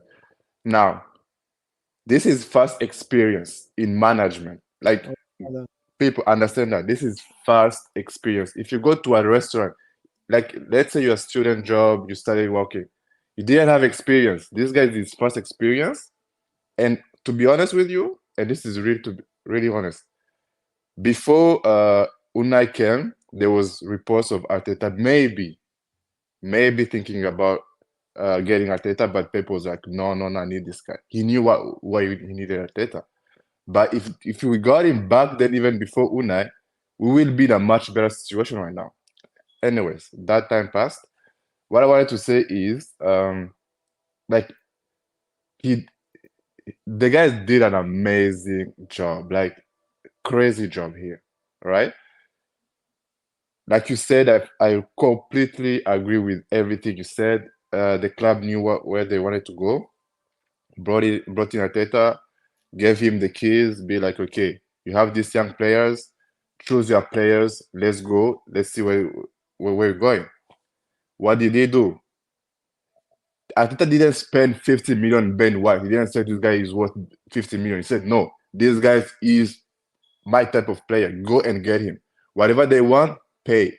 I got Ben White. People didn't even understand why. The guy's playing right back, one of the best. Today was actually really good. The passes are accurate now. It's not like the first half of the season. Right. Mismanagement of Saliba. Like what? Bro, Saliba himself said, I understood why Arteta actually send me on loan and stuff to learn, to come back stronger, better. That's his credit. That's Arteta's credit. He knew this guy was not ready. I saw this guy playing for the under 19. He was not ready to play for the first team. So that is on him. Magalhaes, that was on him. Ramsdale, people are going crazy. Why Ramsdale? Now he's even the second best keeper in Arsenal. Raya was his first one. So he changed everything. My point is, this is his second season challenging, guys. Last year was the first season. Who in the world is going to challenge? Which manager? Even you, tell me, which manager do you think will come to Arsenal, challenge the first season, and then the second season, people are like, oh, maybe this was a fluke. No, it's not a fluke. He just changed his style. Like he's actually going 2 steps ahead. Because that's what I wanted to say as well. So when people say phases and steps and stuff like that, they don't understand. The first step was to get in the Champions League. You're not gonna attract a guy like Declan Rice with Europa League football. Never. That's not gonna happen. So that happened last year. So we got Declan Rice. Havertz, I still believe in the guy. I think he's actually a good player. There is a spot for him in the team. He can play anywhere in the first 9, 8. He's actually good as well. He's just not getting the ball at the right time. Like today, he could have scored. Jesus was able to pass him the ball, but for some reason, they are not really trusting him for now to give him the ball. I get that, okay. But my point is, I can't we are believe what I'm actually hearing, but fine. Go on. you have your chance to ask me questions if you want to. Yeah, I'm it's, happy it's to answer. your time, and you haven't asked me a question yet. So No, I'm just clarifying, like some points, because Arsenal fans, we have a lot of different Arsenal fans, so people yes, they have their own ideas. That's what I'm trying to say. yes, So we are going levels, guys. This summer we had Timber. levels, Yeah, bro, like this is level. actually, we are going levels, bro. All right. Then. Like, listen, we had Declan Rice. Timber was going to be one of the first team players, right? That's at least 2 level player in the team, right? Next year with Champions League, we're getting Osimhen if everything is fine. Tony, we're not getting these guys if Arteta is not a good manager. Like, forget about that. So my point is, the levels we're going to is because Arteta is also young. That was my first point. Is his first management. He already he already won against every team in the Premier League. He already won against every team in the Premier League. So he has that experience in him. He already won against Pep this year. So that's another step. Even Saka, like the last interview he did, he was like, I was actually happy we beat City. Like I couldn't remember the last time we beat City. So these guys are starting to believe, like we actually a good team. We can go levels. Himself said this is a process. So there's no need to panic. There's no, guys, week by week, Arteta is the guy. He's here for, I'm gonna say this, Arteta is here at least for the next 5 to 6 years. Like that's how much Even if he finishes behind Spurs, doesn't matter for you. That's not gonna happen, bro. Why? How? But if That's it not happens, gonna happen. what do you mean how? Spurs are going back to 4th, 5th, 6th. We're going up. Spurs are us 2 years ago, bro. We have a better squad. We have a better team. Okay, but that's so the let's point. say If you finish below, all right.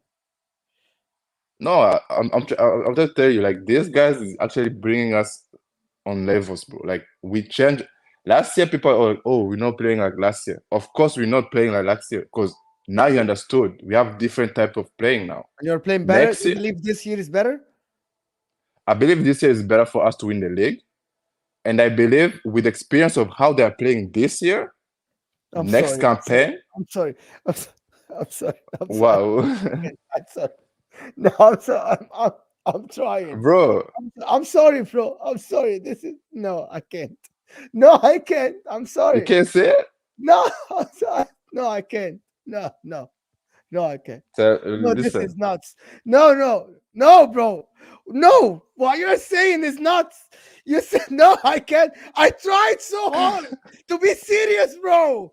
I bro, it's tried. a serious And I'm conversation, trying bro. to listen. It is, but you literally came on the stream, and I respect what you do. But you begged Kai Havertz. You begged Kai Havertz out of everybody else. Like you begged Kai Havertz. You said you play better than last year. No, I didn't say we played better than last year. You said you're better to win the league this year than last year. Yeah, because So you have everybody's losing. 50 Because points. because last year big teams are not were not like now. Do you Small know you teams are are 10 points behind of what you had last year? Do you know that? so Have you seen that?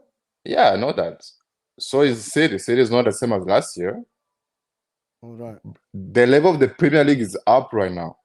Even last year, people are not giving us credit. Like, oh, like everybody's like Can I show Liverpool you fell something? off. Let me show you something. This Liverpool are ahead. Man City are 2 points behind last year. 2 points. Just 2 points. Just 2 points. You are 10 points behind last year. They are 2 points only behind last year. You are 10 points. They aren't losing more points. They aren't. Okay, so Arsenal and Man United are the biggest losers this year. This is reality. We have 5 points. How many points off top right now? 2. So what's the problem then? The problem are we not in a they have title a game race? in hand. You are 5 points behind them. That's not a problem. We are still in January form. Like, we still have a way to what go. makes okay? Listen, I gotta get the next caller. But what makes you think that you will go on a run? What credit do you have in the bank so you go on a run? The credit I have in the bank is that these guys It's last can year still, only, right? Last year only, or you have something else to tell me? yeah, we have players coming back. We have Timber, we have Party, we have Tomiyasu coming back. If we have all those guys let's available, take one at a time. we have different. Okay, go ahead. Timber, Mhm. coming from Ajax. Yes. Is he a top player because he played in the Yeah. Premier League? No, he Or- has Champions League experience with Ajax. He has Alright. league experience, title race experience with Ajax. Okay, like he's not the same can I level as ask the you Premier something? League, but Anthony did, Donny van der Beek did. There's a lot of players that did have De Jong did, and yes. he's doing good in Barca. De Jong, by the way, left 3 years ago. Timber only had 1 year in Ajax or 2 years. 2 years Ajax. 2 years. No, he was still playing, bro. He was still playing. All right then. What I'm saying is he has experience in the Champions League. Partey is one of Do the you our believe that best Zinchenko players. will be benched? All right. All right then. All right. No, all right. I think there is ways This to is play your with them. opinion, and it's Yeah, your I time. get it. It's your I feel like because go ahead. look at the first last game we played. last point because I need to get the next caller. All right, look at the first game we played where people were going crazy because Party was playing right back. That is a vision of Arteta of how we can play differently in one game. You can, like, we have different options. If everybody's available, I feel like these guys can actually maximize his squad to the best. And next year, we're getting another top level player, which put us in another level. So I feel like Arteta is the guy. People just have to believe, and you have to wait. Listen, he's the third best manager in the league after Pep and Klopp. All right then. So nothing tells me he cannot be here for 5 years and actually dominate this league.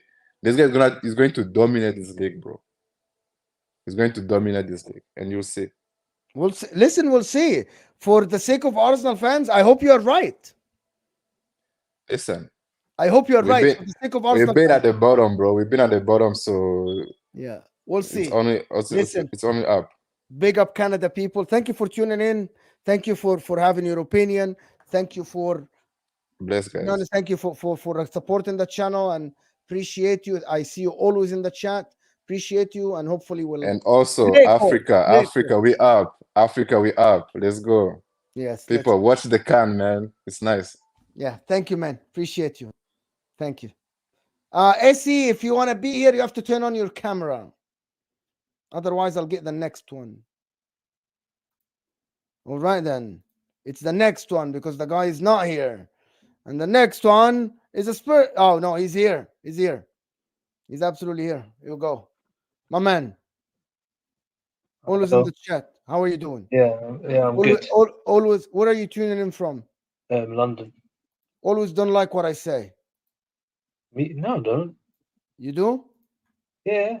When did I not like? Do you have an example of when I didn't like what you said? I can't remember. You always like I say stuff, or you do? No, Maybe someone else. Maybe someone else. All right then. What do you want to talk about? Are you an Arsenal fan? Yeah. You guys are all Arsenal fans, of course. Yeah. So what do you want to talk about? Yeah, just in quick response to the other guy. Yes. I disagree with what he's saying because it's all nice, it's like a dream, like, you stay with one manager, you win everything with him. But I don't think it's a reality because the manager, I think he's capable of winning the league, but I just think it's too early for him. He's only had 4 years of management and he's very tactically inflexible. He's quite stubborn with what he does. He had something good going last season. He had a good system. He had Granit Xhaka and Thomas Partey and Erdegaard, and he had something good going. And then he decided to play Football Manager and just completely mess it up by putting Havertz in, getting rid of Xhaka, and then not replacing him with the same profile. And that's one of the reasons why I think it's not looking good for him, because if he was playing the good football he was last season and we were competing, even if we didn't win the league, I would be fine. I'd give him another season, because obviously context, we don't have a divine right to win the league. We haven't won it in 20 years, so we don't have we don't have 20. We haven't won the league in 20 years, so if he doesn't win the league, I'm not one of the ones where if he doesn't win the league, just get him out. No, if the points tally is if the gap between us and the top is bigger than 5 points, then I would get rid of him, because then we're not really in a title race. Anything less than that, then I'll say, yeah, you've competed. I'll give you another season to win the league or the Champions League, and then you can go. But yeah, I just wanted to. Yeah, that was just in response to that other guy, and I think you're of the same opinion. Am I right? Like, Yes, in terms of 100%. Progression means stay. Regression means you're gone. Yeah, and also I just wanted to speak about the Good. the midfield problems I've had all season, because I thought give him this Dubai training, see Smith Rowe and other, Vieira and whoever in training, and change the formation, do something different, and then against Crystal Palace he comes in and he puts Havertz in midfield and Rice, and it's just the same thing again. That's where I'm starting to worry, because I'm like, he's not noticing what he's doing is wrong. He's just making the same mistake again and again and again, because he's stubborn. He's not flexible enough to use his squad more. He made substitutions this game, but he doesn't make substitutions enough. He doesn't use his squad the way that it should be used, because I see like Northside and Lee Gunner and these lot, they complain about our squad, but I'm telling you, if you got in a manager like you got in, even if Arteta could improve his squad management, or if you got in a better manager, a more serious manager, in terms of not serious but experienced manager, they would be able to utilize the squad and develop the players that are on the fringes much better, and then you would realize that the squad we have isn't like woeful. It's a decent, good squad that needs just a few more players in key areas but is capable of winning the league. Like you see, Ancelotti at Madrid, they had what do you call it, Courtois ACL, Militao ACL. Who else got an ACL? Who else got an injury? Someone else I think did as well. But they got a bunch of injuries this season. He changed the formation. He implemented the diamond. He put he didn't have a striker. Benzema went. He played Bellingham as like a tip of the diamond, and a front two, Rodrigo and Vinicius. He dealt with the cards he had, and he managed to make it work, and he was flexible enough to make it work. Arteta, he's like, he doesn't really have like a plan B. Like he's not able to manage a squad and just play different players, try something different. So yeah, what's your opinion on his use of his squad? Do you think our squad is as crap as people say, or do you think a better manager would be able to utilize and get the best out of the fringe players, like with Klopp and Curtis Jones and Harvey Elliott? These aren't world beaters. I think. I actually think that the problem with Arteta, which is why you lost the league last year, is that he only worked with 11, 12 players, and he doesn't work with the rest. And that I saw this when Reece Nelson started the game. He played well, but he played completely different from the regular winger that plays for Arsenal, like a Trossard or a Martinelli. He looked all right, but I saw a completely different way of playing. So that was kind of like, yeah, that tells me that Arteta isn't focused on the bench players. When Nketiah comes on, he isn't playing the good way, for example, or the way that Jesus plays, and doesn't play, like everything falls apart. My problem with Arteta is that he doesn't have not a plan B. It's not about plan B. It's about being able to work with 16, 17 players, which is what Jurgen Klopp and Pep do. They work with 16, 17 players that all of them can do the same job. Yeah, Right? like you can see. Yeah, like you You can can remove X, put Y, Yeah. and they will try. At least they will try to do the same job. Of course, not every player is the same as the others. Like Curtis Jones isn't McAllister. McAllister isn't Curtis Jones. Rico Lewis isn't this. Rico Lewis isn't that. Right? But my point is, you need at least to be able to utilize everybody, and Arteta doesn't. Yeah, that's why I believed in him last season. I was like very pro Arteta, but the moves he made in the summer just completely just. I don't know was willing. I don't know how what happened in the summer. I don't know whoever. It's just very unlucky that Timber got injured. Yeah, and it's Declan Rice, to be honest. The And Raya Partey got signing. injured.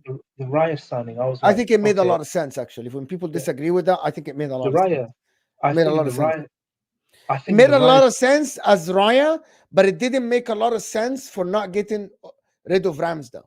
So I believe he should have gotten rid of Ramsdale if he wanted to improve. Sell Ramsdale and get Raya on loan and get a second goalkeeper. Don't have both. And you could have made money because Raya was on loan, so you could have made money. But they're idiots. Yeah, because Raya, I think Raya is better. I agree. I believe Raya is a better. Yeah, he's better. Look, I believe he's a better cross collection, command of his area. He's always collecting corners. Like Ramsdale just fluffs his lines when he's trying to claim, and then his distribution is like his ability on the ball. He doesn't when he receives the ball, he's not chasing his touch like Ramsdale. It doesn't take like 5 years to take a touch and release. He's a lot more cleaner on the ball. Yes. He's a lot better on distribution. But the issue is he came out. What did he say in the news? Oh, I want to substitute. I want to just substitute. No, he's an idiot. And even Arteta is an idiot for saying that. We know because everybody knows that he isn't honest about that. But anyway, listen, my man. Appreciate you calling in. Thank you so much for always supporting the channel. Yeah. And hopefully we'll talk soon. Thank I you was so much.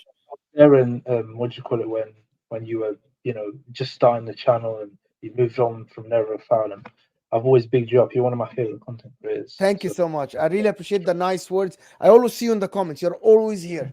And I'll continue to be. Inshallah, you get to like 100k. Inshallah. Thank you so much. Thank you so much. Thank you. Alaikum salam. Muhammad Farhad, the people that asked for the link, I actually removed the link because I'm taking the last two callers together because we're closing in on an hour. Thank you. Hussam, by the way, but hello. He asked who's on the screen. SE. Yeah. Big up. Next time you see super chat, just remember the face. Yes. Yeah. Thank you for supporting and always sending super chats. Thank you for supporting our channels. Appreciate you, buddy. Appreciate it. Bye. Thanks. Bye. Okay, this is Dan. Let me just fix this for you guys. Oh, someone is very loud. I don't know who. Dan, you're very loud. Your mic is very loud. Let me turn down my micro. All right. Yes, your mic is. People, hit that like button, people. We're here with Olu and Dan. It's cracking. Yes. I think I fixed my mic. Do I sound good now? You sound perfect. All right. Mo, it's been a long time, bro. It's been a long time. Yes, it's been a long time. How are you doing? I'm doing all right. How about you? Spurs are doing well, and then you appear finally. Nah, don't do that. Do not do that. I've been everywhere. I've been everywhere since we've been bad. So do not do. Matter of fact, I haven't seen you since we've been good. The last time I saw you was when we lost. Bro, I'm always here, bro. I'm daily here twice, bro. This is my channel, bro. But what I'm saying is, I'm daily here for hours, bro. Here, you can't tell me I football ghosted. terrace. Come on, you don't. You can't tell me I ghost. I've been on the terrace. I've been on the terrace. When we lost last season, when we were losing like 20 games in a row, I was on the terrace. Can't tell me I was ghosting. Come on, Mo. Guys, my man is coming on my channel telling me I haven't seen you, bro. Damn, bro. Bro, it's the truth. It's the truth.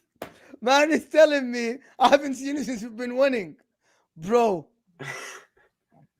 No, but I've been keeping up with the channel. I work with every single Spurs content creator, so every day. Will was here yesterday. Jacob before. Big up, Will. Yeah. Anyway, Big up, so what do you guys want to talk about?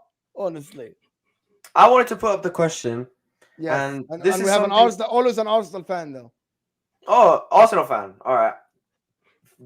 This ain't what you want. This ain't what you want. even better. No. This is exactly what I want. This is exactly what I want. I couldn't ask for anything better. I want to know why people are not putting our name in the title race. Genuine question. I don't know what you guys think about this. I think we're in the title race. Why are our names not in that conversation? That's a good question. I mean, the funny answer is always because you're Spurs, but I mean, that's an illogical answer. So I'm not going to do that. I'll say the reason why that people don't look at Tottenham in the title race, I think, is there's still that trust in your team to be able to sort of go on a run. I mean, actually, then again, you did in the start of the season, right? So you had a nice little 10 games of a run. But I think that there's a lack of trust in the players that you probably have that actually you can see that if you're going blow for blow with Man City, you're not going to keep up with that. And not only do you have to do that against Man City, you've also got to do that against Liverpool. And we'll see if this is a sort of change in form of Arsenal, but you also got to do with Arsenal as well. And the thing about Spurs is it always feels like you're 1 or 2 injuries away from essentially looking a lot weaker than you should be. I mean, don't get me wrong. I think Spurs have been in the start of the season, I thought bringing a new manager, going from a pragmatic system to an attacking system makes, like, you've never seen that happen before. Like, in the history of football, there's hardly any times where you can see a team go from one style to another style, especially 3 years of Mourinho and Conte football with whatever his name, Nuno in between. So to make that change to go to attacking is unprecedented. But at the same time, it's like we've only got 6 months of data to look from.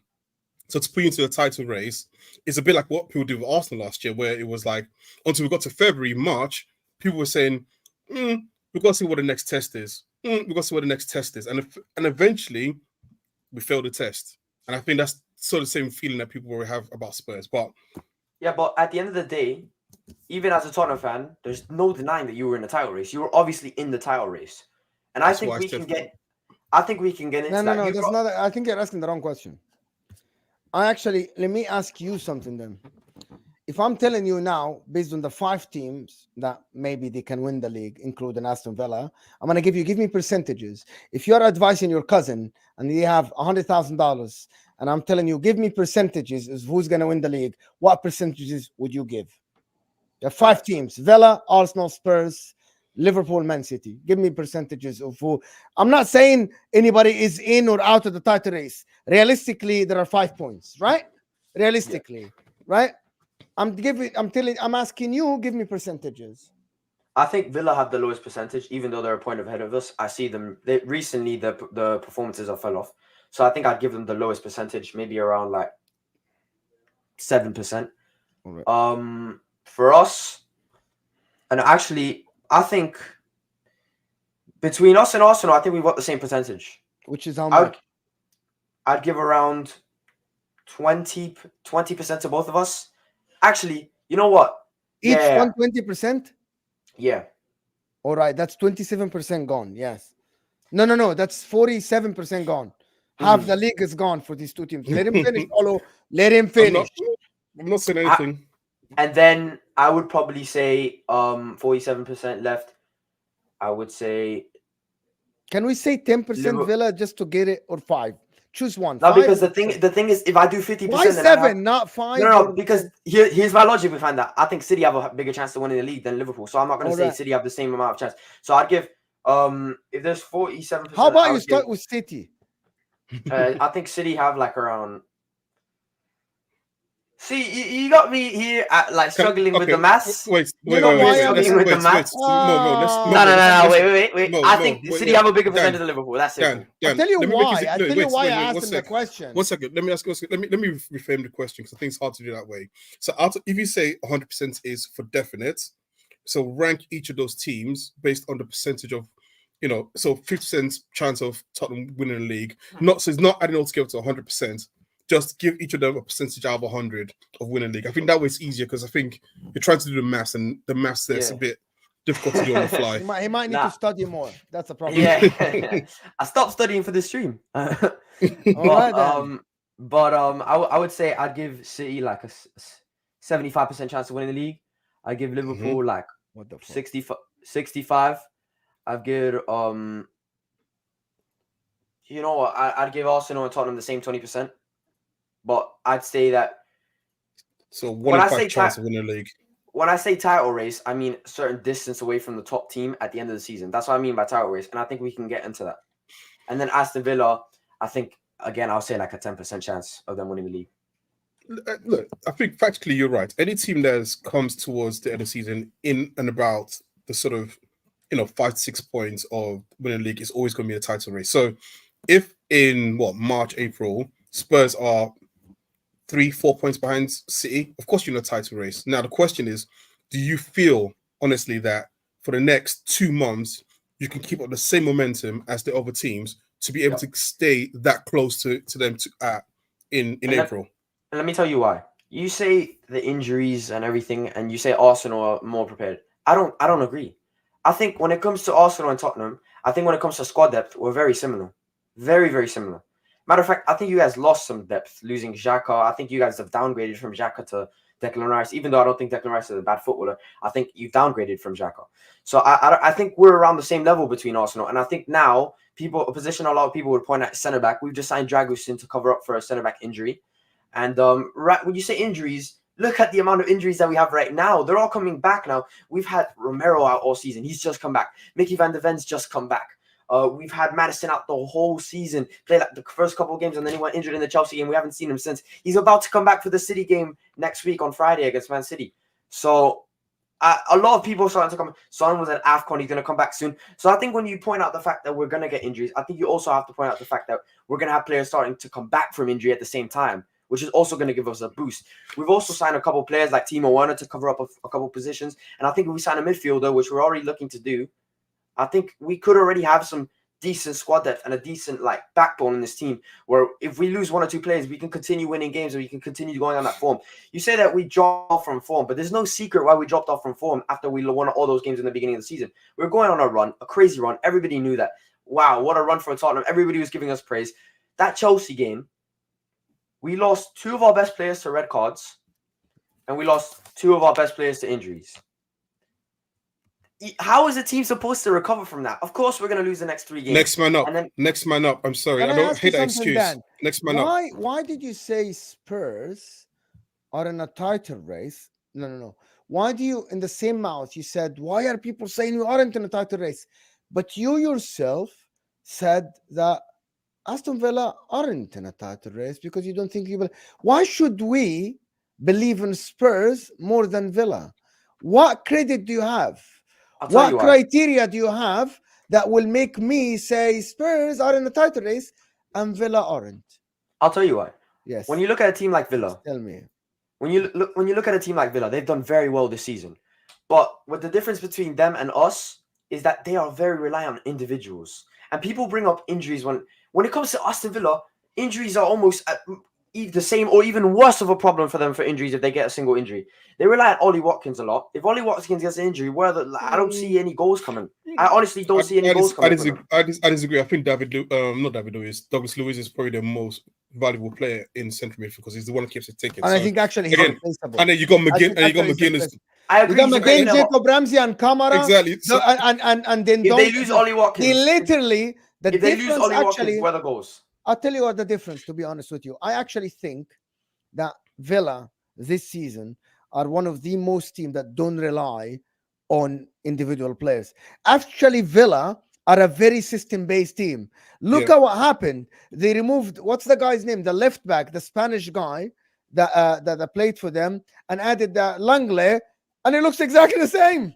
Konza plays right back, Cash plays right back, exactly the same. Diaby plays, Bailey plays. Who cares? I'm telling you for a fact. I saw this guy play for my club for a whole season. Longley is a bum. Yeah, because your coach couldn't get the best out of him. No, Dan, to the point. Genuinely, he's defending here at Barcelona. Every time I've seen him play football, he's a bum. But that's the point. They don't rely on individual. That actually proves the point. Aston Villa actually is just Moreno, Digne. Who cares, bro? Let me walk you through some of the recent team, bro. Let me walk you through Aston Villa's summer. Let me walk you through Aston Villa's some recent form. Wait. We don't need to do that. We don't need to do that. The simple answer is this, right? If I was to answer for you, which I'm going to do now because I'm going to be obnoxious like that, I would say the issue with Aston Villa is that they're such a system team and Emery is such a system manager that once it fails miserably. Yeah. That's the problem with Emery. Thank you. So if you're going to say why can Spurs sort of achieve where Aston Villa can't, is because we've seen so far with Ange Postecoglou, like so far, that even if his system falters a bit with the players, he can still get something out of games. Whereas Emirates is such a system team that if the system fails, and as an Arsenal fan, we saw it for a while. The system was great for us, and once that system failed, it just drops off a cliff. And so that's the issue. If I was to be arguing against that point, to add to your point, I was about to say, let's look at Aston Villa's recent form. Okay. They recently, on December 14th, they drew 1-1 to a team I can't even pronounce in the Europa League. They struggled to get a win against 10-man Brentford. Then they went on and drew with Sheffield United 1-1. They lost to Manchester United after that, which by itself, losing to Manchester United is at this point, I don't know what to tell you, losing to Manchester United is. They beat Burnley. They had 10 men. They had a red card. They beat Middlesbrough in the FA Cup 1-0, and then they drew 0-0 with Everton, and Everton have been in a slump ever since they've had that 10-point boost, that they've lost the 10 points in the point deduction. They had that little run. People haven't been talking about Everton's recent form. It's been really bad. They drew 0-0 with that Everton team. So right now, they're already seeing, you don't even need to talk about when the system fails. No, right now, look at how they're playing. Newcastle's up next for them. They'll probably end up losing that game, and if we win our next game, we're tied on points with them. There were how many points ahead of us a couple weeks ago? Dan, but see, the same argument you're making right now against Aston Villa, we could have made that against Spurs when you started to fail. So it's like sometimes when we do these things of, let's take the past 7 games, you're looking at it in isolation of a period of time that you've chosen to pick. If I take that same thing and go to Spurs, wait, if I did the same thing to Spurs at a period of time, I could make that same argument. I could take the same thing to Man City at a period of time and make that same argument. Do you remember when City went 3 or 4 games without winning? Everyone saying they failed. But no one turns around and says, actually do not like his win league. So the point I'm trying to make is that don't make the arguments based off what has happened recently. Make the arguments based off what the manager is likely to do, or the players are likely to do. That's the only thing I'll say there's a flaw in the argument. But I'll tell you why it's different to the Man Cities and the Tottenhams.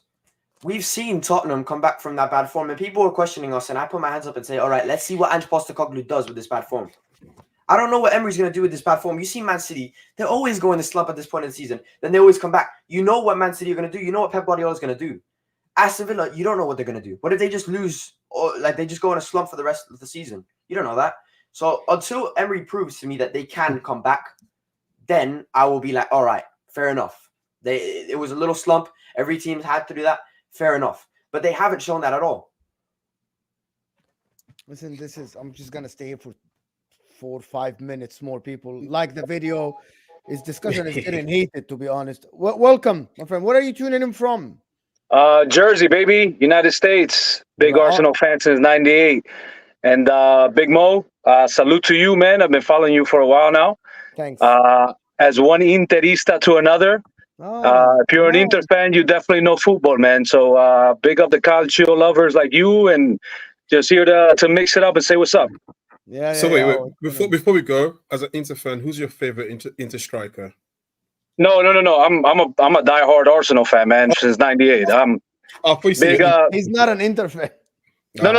I do. He likes Inter, but he's an Arsenal fan since 98. I'm a football fan, baby. I'm a football fan first, and then I fell in love with Colombia. Then came Arsenal, and obviously Italy. Italian soccer was big here in the early '90s, so I watched a lot of Rai channel, and they had a lot of Inter, Juventus, Milan. But for me, obviously, man, if you're gonna pick, a striker over at Inter, it has to be R9. Obviously, you got Batistuta. I could go down the list, man. I could go down the list. Look at most. Listen, let's go back to the conversation because I want to end this. Anyway, to be honest with you, I'm just gonna say one thing, right? The problem why I wouldn't call Spurs now in a title race is that because you can be, if I'm not mistaken, 7 points behind Liverpool if Liverpool win tomorrow, and you can be 6 points behind Man City. there's no denying that Spurs in the first 11 games only lost 4 points, which is something that hasn't happened before. Playing fantastic football. But you'll have to keep this up until the end of the season. For you have 17 games left. I believe that Spurs, to win the league, you'll have to win at least 15 out of the 17 games left. Do you believe Spurs can win the last 15 games out of the 17 games left? And a caveat in that. Dan, I believe that. I'm telling you that. Dan, wait. To get 18, let me answer the question. You have to get. Okay. If you win if you win 15 games, right? You will be, if you win 15, you'll be in 85 points. That even might not be enough to win you the league. And Dan, can I just, let me answer the question. Before you answer, one caveat, to add to his question as well. Also, you have to go to Anfield, I believe, and you also have to go to Man City, Etihad as well, right? So from those 15, we've already gone to the Etihad. We've already gone to the Etihad. Oh, so you're going. So they're coming to you. So who else are you going to? We beat them at our home every season. Nothing's guaranteed in this world, but okay. To be honest, the one game I'm confident every season is Man City at home. That's like the one game. You are the thorn. You are the thorn on their side, man, and it's been proven for the last couple of years. And football is very fickle. And listen, my best friend is the striker that you guys had. What's his name? The one that used to twirl around and do the guns. You guys are Robbie Keane. You guys aren't going to go anywhere to winning the title, man. And listen, I know you're passionate. I've seen you before, brother. And as an Arsenal fan, from the time that I've seen the ups, we've also seen the downs. But for you to go ahead and try to talk about the possible ups that you'd be having, don't compare, man. Let's be honest. There's 3 big fish in the pond right now, and those 3 big fish are going to be fighting it till the end. All right. And I'm not even as confident to tell you as an Arsenal fan right now we're going to make it. I love it that he said 3 big fish. Let me ask you a question. I like it. What do Arsenal have? Fish to fry, man. We got fish to fry, right? Let me ask you something. What do Arsenal have that Tottenham don't? Other than the fact that you guys have already failed and you might have already learned from that experience and all of that.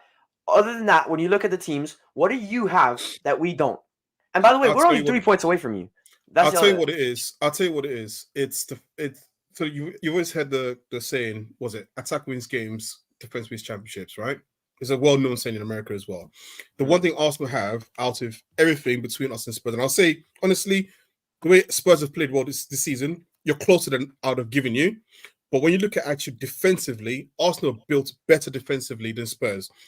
And you can look at every metric. I wish Will was here because Will will go through the stats and reel them off. But if you look at the defensive metrics, for Arsenal are actually much better placed than Spurs. I'll say Spurs are actually a better attacking team than us this year. That I would agree. Right. Let me tell you something. More fluid this year. Absolutely, man. So let's look at our back line. Contrast. No. We've got wait. You're saying the defense. Let's look at the defense. Wait, no. If you're saying the defense, let's look at the defense. We've got the best right back in the league. All right, Pedro Porro. Best right back in the league. We've got Christian Romero. Where did this come from, though? Where did this come from? We've got Christian Romero and Mickey van der Ven. Before the injuries, arguably the best centre-back pairing in the Premier League. Before the injuries. Udogie is the best left-back as well. And Udogie is the best left-back in the league. Udogie is the best left-back in the league. How are you going to tell me that our defense is way worse than yours? That doesn't make sense. Can we? No, so I said, if you look at every statistical sort of gauge of defense, Arsenal are the best in the league right now, defensively. Secondly, Mo, you're old enough to remember the Galacticos of Real Madrid, right? And I'm only calling Spurs that. But you can't just throw names together and say, oh, this person's the best, and expect to win. I saw the greatest bunch of names in Real Madrid play together and not win jack squat. So you can't just throw names and go, we've got the best right back, and we've got these 2 best defenders, and the best left back, and the best goalkeeper, and the best defense. Like, you're just playing. We do also have the best goalkeeper. That's what you're doing. No. But we do. So you should wait. statistically. So yo, big man, what's your name? I'm sorry. What's your name? What was your name? Olu. Oh, Solu. Wait. Let me add about. We're arguing with a person that's wearing an Inter Miami jersey. Let's just start there first and foremost. I'm from Miami. That's cool. That's cool. No, but you weren't. That's fine. I know you're a David Beckham fan through and through. I get it. That's all good. But listen, there's no reason to argue. A couple miles away from my house. Van de Ven and Romero, great. They could be awesome players. They showed it in the first half of the season. Great. Guess what? That manager bounce that they have right now, it still applies, my man. But you can't compare our two central defenders with your two central defenders just because you're a Tottenham fan. Let's look at football for what it is. Go ahead. Go on. I have to cut you off because I'm trying to figure out where the hell you're coming out, and you're now bringing in the wingers and saying that they're. Manager bounce is 3 games. Not, let's see how many games we played. Not 21 games. That's not a manager bounce. A manager bounce is Nuno Espirito Santos coming in, winning the 3 games. He's got them playing good football. I'll give him that. He's got them playing good football. I can't take that away from him. Awesome. But when you compare our back line with your back line, you guys haven't even showed anything yet. You guys don't even know what pressure is yet. Let's see where it comes into the end of the season. That's what I want to see. And let me add to the stats argument. You're talking about the stats for a season. Do you remember what happened like 10 days ago?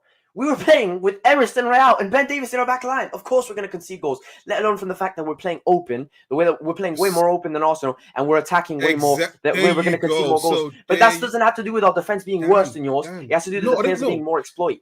I said defending. See, it's a difference. I didn't say defense. When I said defending, you went straight to players and went to names. This is a problem sometimes where people make an argument, or hear something and make an argument that's different to what I'm saying, to what people are saying. I said defending together, which defending is defending together as a team, not just the players you put on the pitch. You can have 4 of the greatest names together. If they don't play together in a system together that's built based on what the manager wants to get to, that could flop, right? So, yes, Spurs players individually have looked good through the season. But like you said, you're more open, which means you're more liable to concede goals. So your system isn't geared to be a better defensive system than Arsenal's. So that's why I said, when it comes down to it, Arsenal's system and defending is the one reason I would give over Spurs. Attacking wise, like I said, fluidity wise, you can make the arguments for Spurs. And I, to some extent, I'll probably even agree with you because I think Spurs have been really, really good attacking wise. But when I'm talking about defending, don't just throw names at me. Come with me with the whole system because that the you've thing got. is, but that's my point. The injuries. That's really my quick, point. man. Really quick with the game today, I didn't obviously give my thoughts on it. I'm not getting carried away whatsoever. Obviously, anytime after you come back from a nice vacation, you're gonna feel fresh. You're gonna feel let's get it. I'm hungry. I'm all for it. Everybody's gonna go ball out on all cylinders. All right, let's be honest with that. Now, can we sustain this? Like you said, Tottenham needs 15 games. If they need 15 games, then that means we need 16 games to win. And how many games are left? 17. Do you really think Liverpool or Man City are going to lose points? Possibly, the way they've been playing as well. They may be a blip here or so, but I can't get carried away with today's performance. You know why, first and foremost? We scored 2 goals off of set pieces that me as an Arsenal fan, hasn't seen that kind of play in the box until today, which was smart. Good. We're thinking outside the box. Awesome. We took advantage of our time. The 3 other goals were counterattacks. I didn't see us break down a Crystal Palace defense with beautiful football. And that to me is we took advantage, we caught them wrong-footed, and we just broke on them, and we took our chances finally. But until I see us actually dominate a game from start to finish, and we actually play through the lines without having to hit people on the break, I'm going to start believing. But until then, it's not working for me. Today's not the day for us to dictate that. I think Liverpool is going to be a big day for us, and we'll see you then. What's Sean Dyche FC? I'm loving it. We're going back to the George Graham years. 1-0 to the Arsenal, scoring headers. Hey, I'd rather take that. I'd rather take that. At least our fans are honest with themselves, saying, "Listen, we scored." To be honest with you, when I saw those 2 goals off the set pieces, I'm like, I'm not happy with the set piece goals. I'm telling all my chats from Latin America, from Colombia, hey, no estoy contento con lo que estoy viendo. I'm not happy with what I'm seeing. Until we saw, obviously, Trossard go ahead. Listen, I'm a goalkeeper at heart. Raya saw the guy open, hit it to Jesus. Jesus, for once, we actually pick out a pass in the final third that we didn't bobble or we didn't take an extra touch. We actually made it happen. So if it wasn't for those 2 set-piece goals, in my opinion, I think we would have been in a much worse situation going into the second half. But obviously that gave us a lot of more peace of mind and fresh legs, man. Just noticed in the second half when you bring Martinelli on, and refreshing to see ESR. Fucking A. I'm sorry to curse, Mo, but it's one of those where I'm passionate about it, and seeing ESR actually do something that this big-ass giraffe can't do is encouraging to see. So hopefully we could use him a lot more in the second half of the season. We got a Ligue 1 fan. Hey. People that watches Ligue 1, I know that for sure. Hey, Ligue 1 is my boy, bro. I ain't gonna lie, man. But I'm here for you, Mo. Listen, I saw your dedication to your missus. I'm also married myself, man. So the fact that she's promoting you and your success on the channel, bro, that's why I'm here. You're a real one.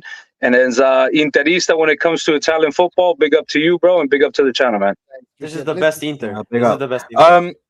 Listen. I just want to quickly ask a quick question. So, just a quick one. Oh, where did he go? Where did that go? Oh, yeah. He removed me. He removed me because I was saying the facts. He removed me because I was saying the facts. Inter, bro. Relax, man. Listen, Inter wait, is heritage, wait. bro. This is the That's best not Inter. Saka saying, are you comedy me? Spurs ain't winning 10 out of 17. Sheesh. Let me just say something about Spurs, okay? In the first 10 games, Spurs drew 2 games only. They were arguably the best team in the league in terms of playing football, getting the results. That's what all their squad. And the game after, they had the injuries. Done. Everything fell apart. If Spurs get all their injuries back, I think it's too late for them to win the league. But I think they are in contention to finish third. I have to be honest. Based on the football they played in the beginning of the season and based on their starting lineup and how Maddison is playing. However, we have to see how Maddison comes back, right? How Son is going to come back. Same for Liverpool, by the way. Mohamed Salah might come back from AFCON, completely different guy. And that happened last time. He's already injured. Mo, right? Let me ask you something The about difference Liverpool. between everybody and Manchester City people is that Manchester City don't have anybody away. The people don't know that. They have no players at AFCON and they have no players in the Asian Cup. Zilch, 0. Right? Liverpool have their most important player and Spurs have their most important player. That's completely different. I just wanted to put this out. What about Arsenal? What about us? So here's the problem with Arsenal. The problem with you is if I see this performance for 3, 4, 5 games, right? I'm going to start saying, yes, you need to win, in my opinion, 14 out of the last 17 games for you, right? That's doable, by the way, because you actually played 19 games last season when you got 50 points. So it is doable for you. You did it last year. But without signings, I don't think you'll do it. I'd go as far as to say 15 games. You have to win. City are very, 15, very, 15, City are man, very, 15. I mean, City are very much capable of going on a 15-game win streak in their sleep. In Imagine their when Haaland sleep, comes they'll back. just do it. They will just listen, do it. They'll just go fellas, on a I'll tell you 15-game one thing. win I'll tell you streak, one and thing. have to With match that. But I wanted Saad to see because Saad wanted to talk. Go ahead. Yeah, I just wanted to speak to Dan, man, about this whole our defense is better than yours, best right back in the league. Wow. Well, that's the truth. Wow. But you don't agree with that. You don't agree with hold that. on. So Wait. Saliba, No. Then you conceded 28 goals. You don't believe Pedro Porro is the best right back in the league. So wait, hold on. Better than Trent. Oh, come on, man. Actually, listen, I heard this debate. I heard this debate before. Guys, are we going to stay here? Guys, let me just speak to Dan for 1 second before Saad comes in. So you think Pedro Porro is a better right back than Trent Alexander-Arnold? I think Trent's a better midfielder than he's a right back. Hold on. See, let me still come back to you then. My man's been watching the Big Six too much, man. It's not that. But do you know actually that Pedro Porro is an inverted right back this season? Go watch his map. No, but Mo, Porro can invert, but the problem is he can also defend. Maybe his attacking output is not as brilliant as Trent Alexander-Arnold, but his defensive output outdoes Trent Alexander-Arnold every day of the week. So why is your defense conceded 29 goals and Liverpool 18? Because we've had two fullbacks playing as our centre backs for like the whole season. That's why. It's that simple. And also, listen. If we, look, let's give Dan some credit. If you were to look at why rank, wait, so no, if you're gonna rank, Dan isn't playing. Dan isn't playing. It's Spurs. Mo is always with the cheekiness, Mo. You know me. I'm very. Give Dan credit. Dan isn't playing. If Dan is playing, I want to give him credit. I'll say this: He plays if you were to rank right backs this season, Porro's near the top. Yes, like for the way he's played this Absolutely. season, he's near the top, and no one here, agenda-wise, can even try to argue against that. Like that's what I'm saying. Right, like he can make the arguments from an individual basis. I still want him to make it from a system basis because you can drop individuals into any team if the system is not built for that. And I will keep coming back to Real Madrid in the early 2000s. They had Zidane, Roberto Carlos, Helguera, they had Ronaldo, they had Beckham, they had Figo. I can keep going on and on of the world-class players they had, and they could not win the league for like, God, what was it? How many years before they could win the league? In fact, Beckham never won a title, and they had the best players in the world in that team. It was the Ronaldos and the Pavons was the argument. So Pavon, oh my God! So, listen, my knowledge. No, yeah. If you want to throw Gago in there too, if you want to throw Pavon. Well, David Beckham did win one league. He did win. No, he didn't. He didn't win. He never won the league at Real Madrid. I just finished watching the Netflix documentary. I think he did win. Did he win? He won a league. I think he did win the league.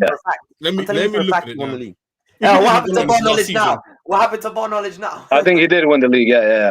Then it's been his last season when he was actually being phased out. Yeah, he won one. Right. It was his last year. Right? It was the season that he didn't play with Capello. He didn't play that much. Exactly. So the Fabio Capello season, yeah. Settle down. I ain't gotten ball knowledge. Okay, even before you knew, even before you were born, factually you were freaking wrong. Factually, you were wrong. He won the league. I'm saying. Don't do this. Don't do this to Dan and tell him no. I have ball knowledge. Factually, you were freaking wrong. So just admit it. Gravison was the best central midfielder for Real Madrid at that time too, right? L and move on. Go ahead. So, anyways, back to Porro, and I'm sorry, sad we took away the conversational point you were trying to make. No. I was just speaking about the whole their midfield is better, their defense is better than ours. Listen, Pedro Porro against Ben White. I actually believe what Dan is saying. Ben White has been shit this year, man. I can give you that one. I can give you that. Hold on, Mo. Can I land? So he's right then. His Please. defense is better than yours. No.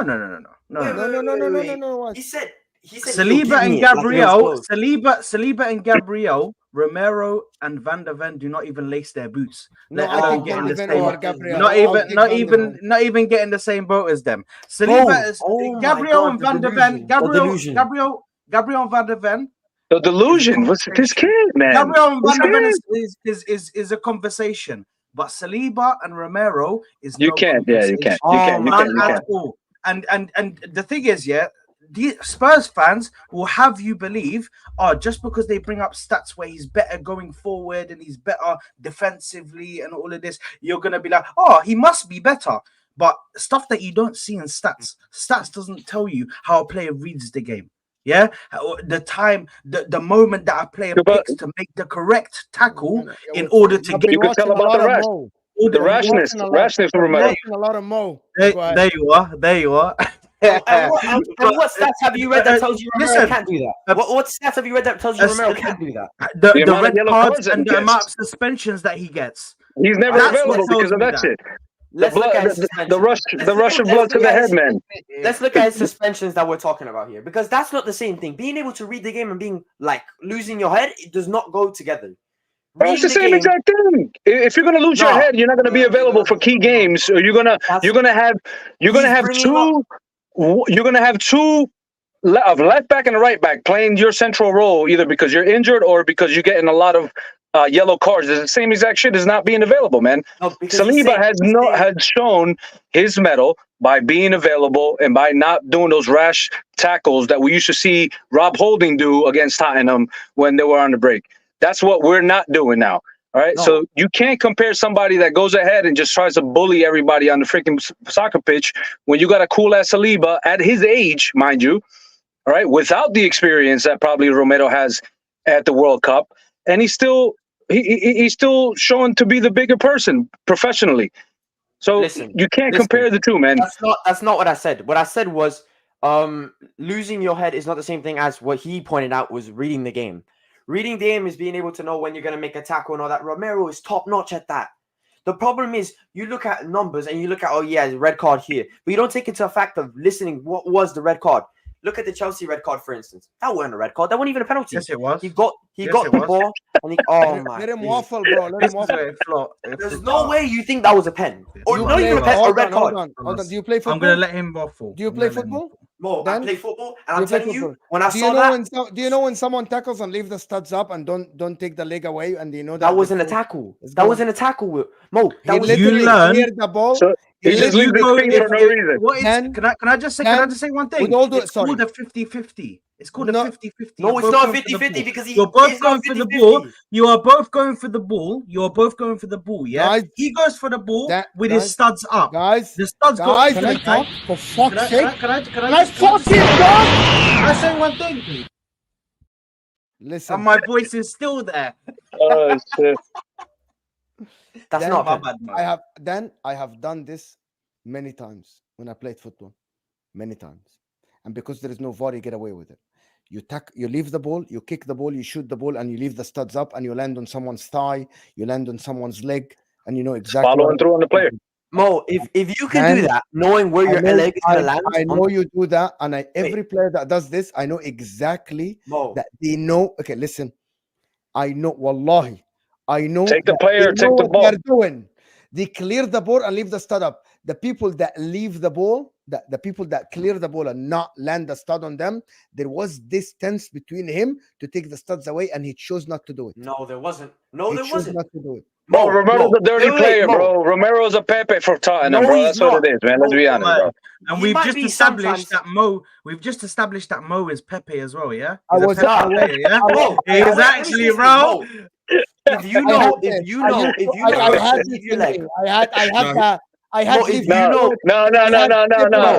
I had Mo is more of a Diego Costa to me by looking at it. You know what I mean? He's more of a Diego Costa.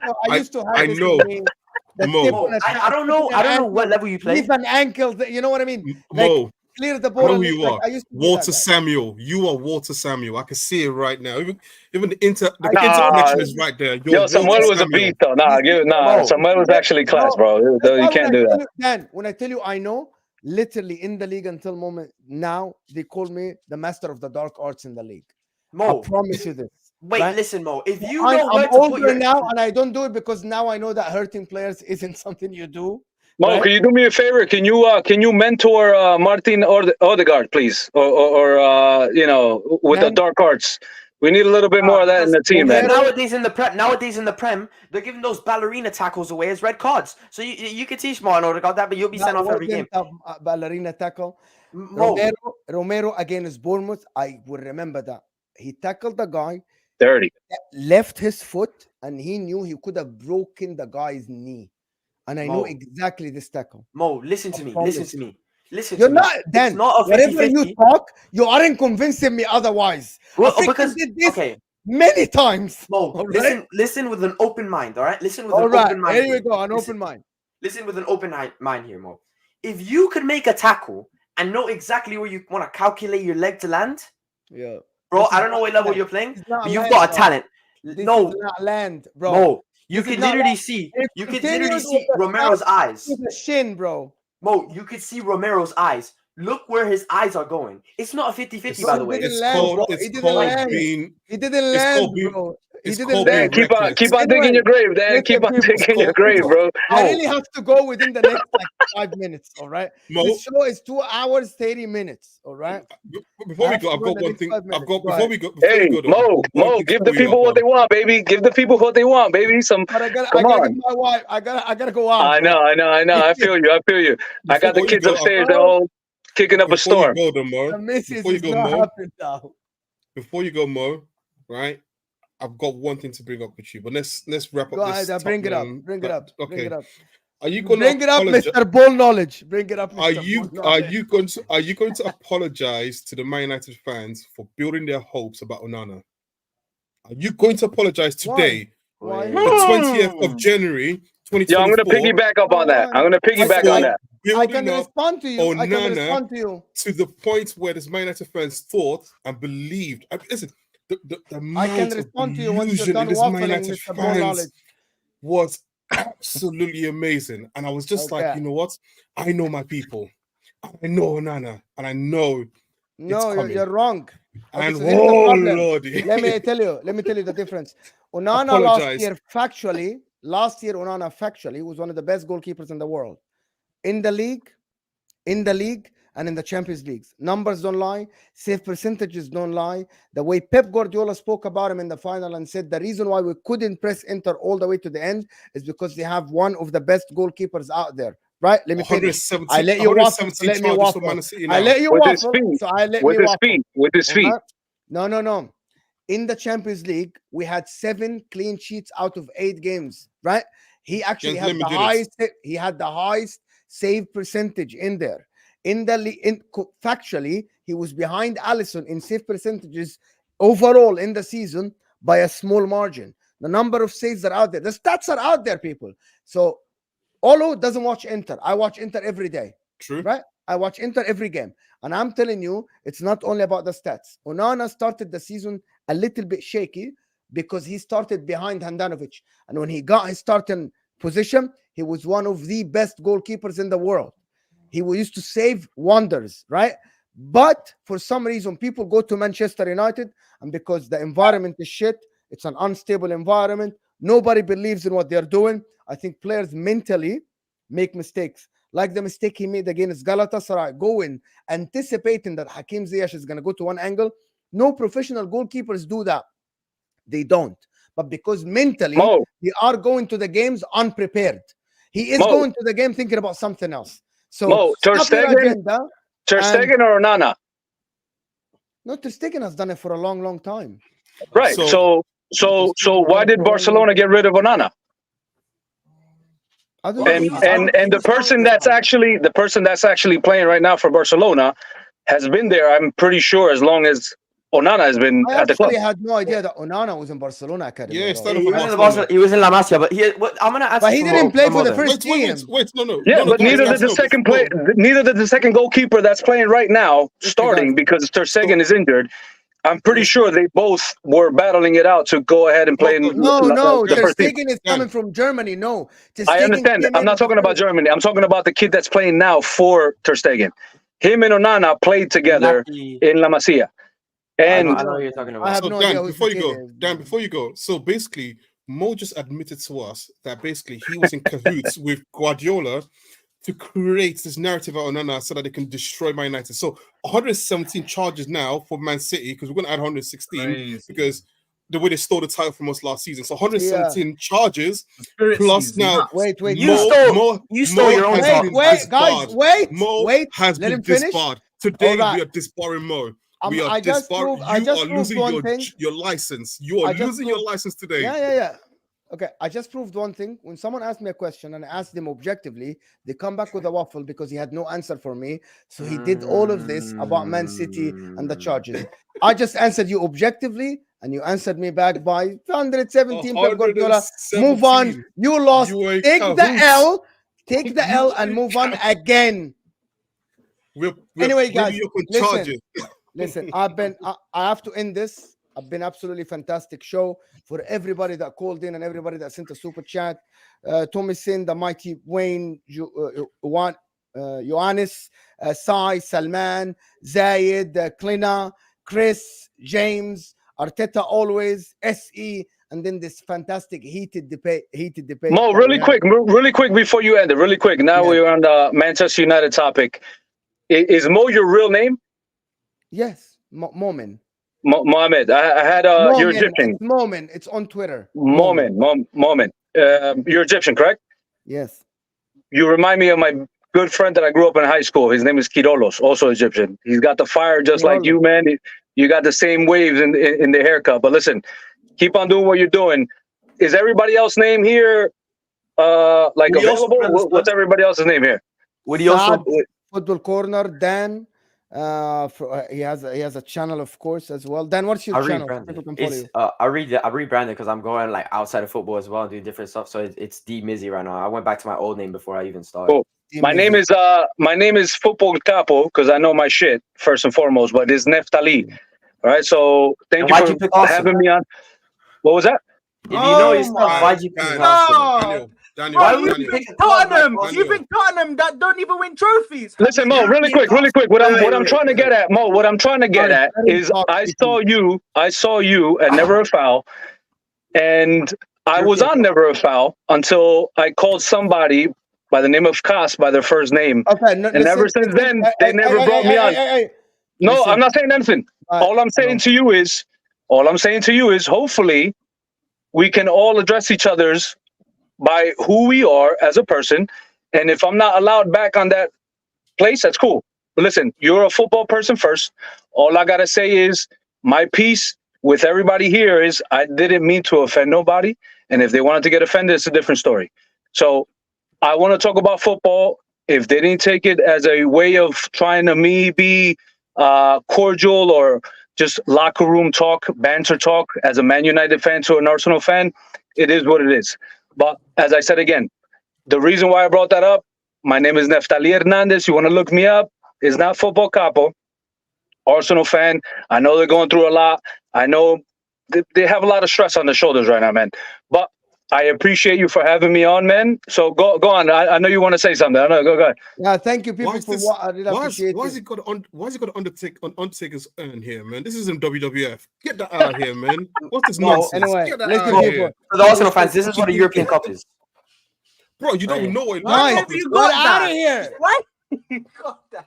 Also, Bo, next week, I'm bringing you on charges for Amrabat. Just remember that. I'm just going to tell you now. Oh, yeah, early. that I have to take it back. I have to Why say has he I got have to that? Charges for Amrabat. Okay, people, thank you so much. We're out of here. Bye-bye. People. Bye-bye. Peace.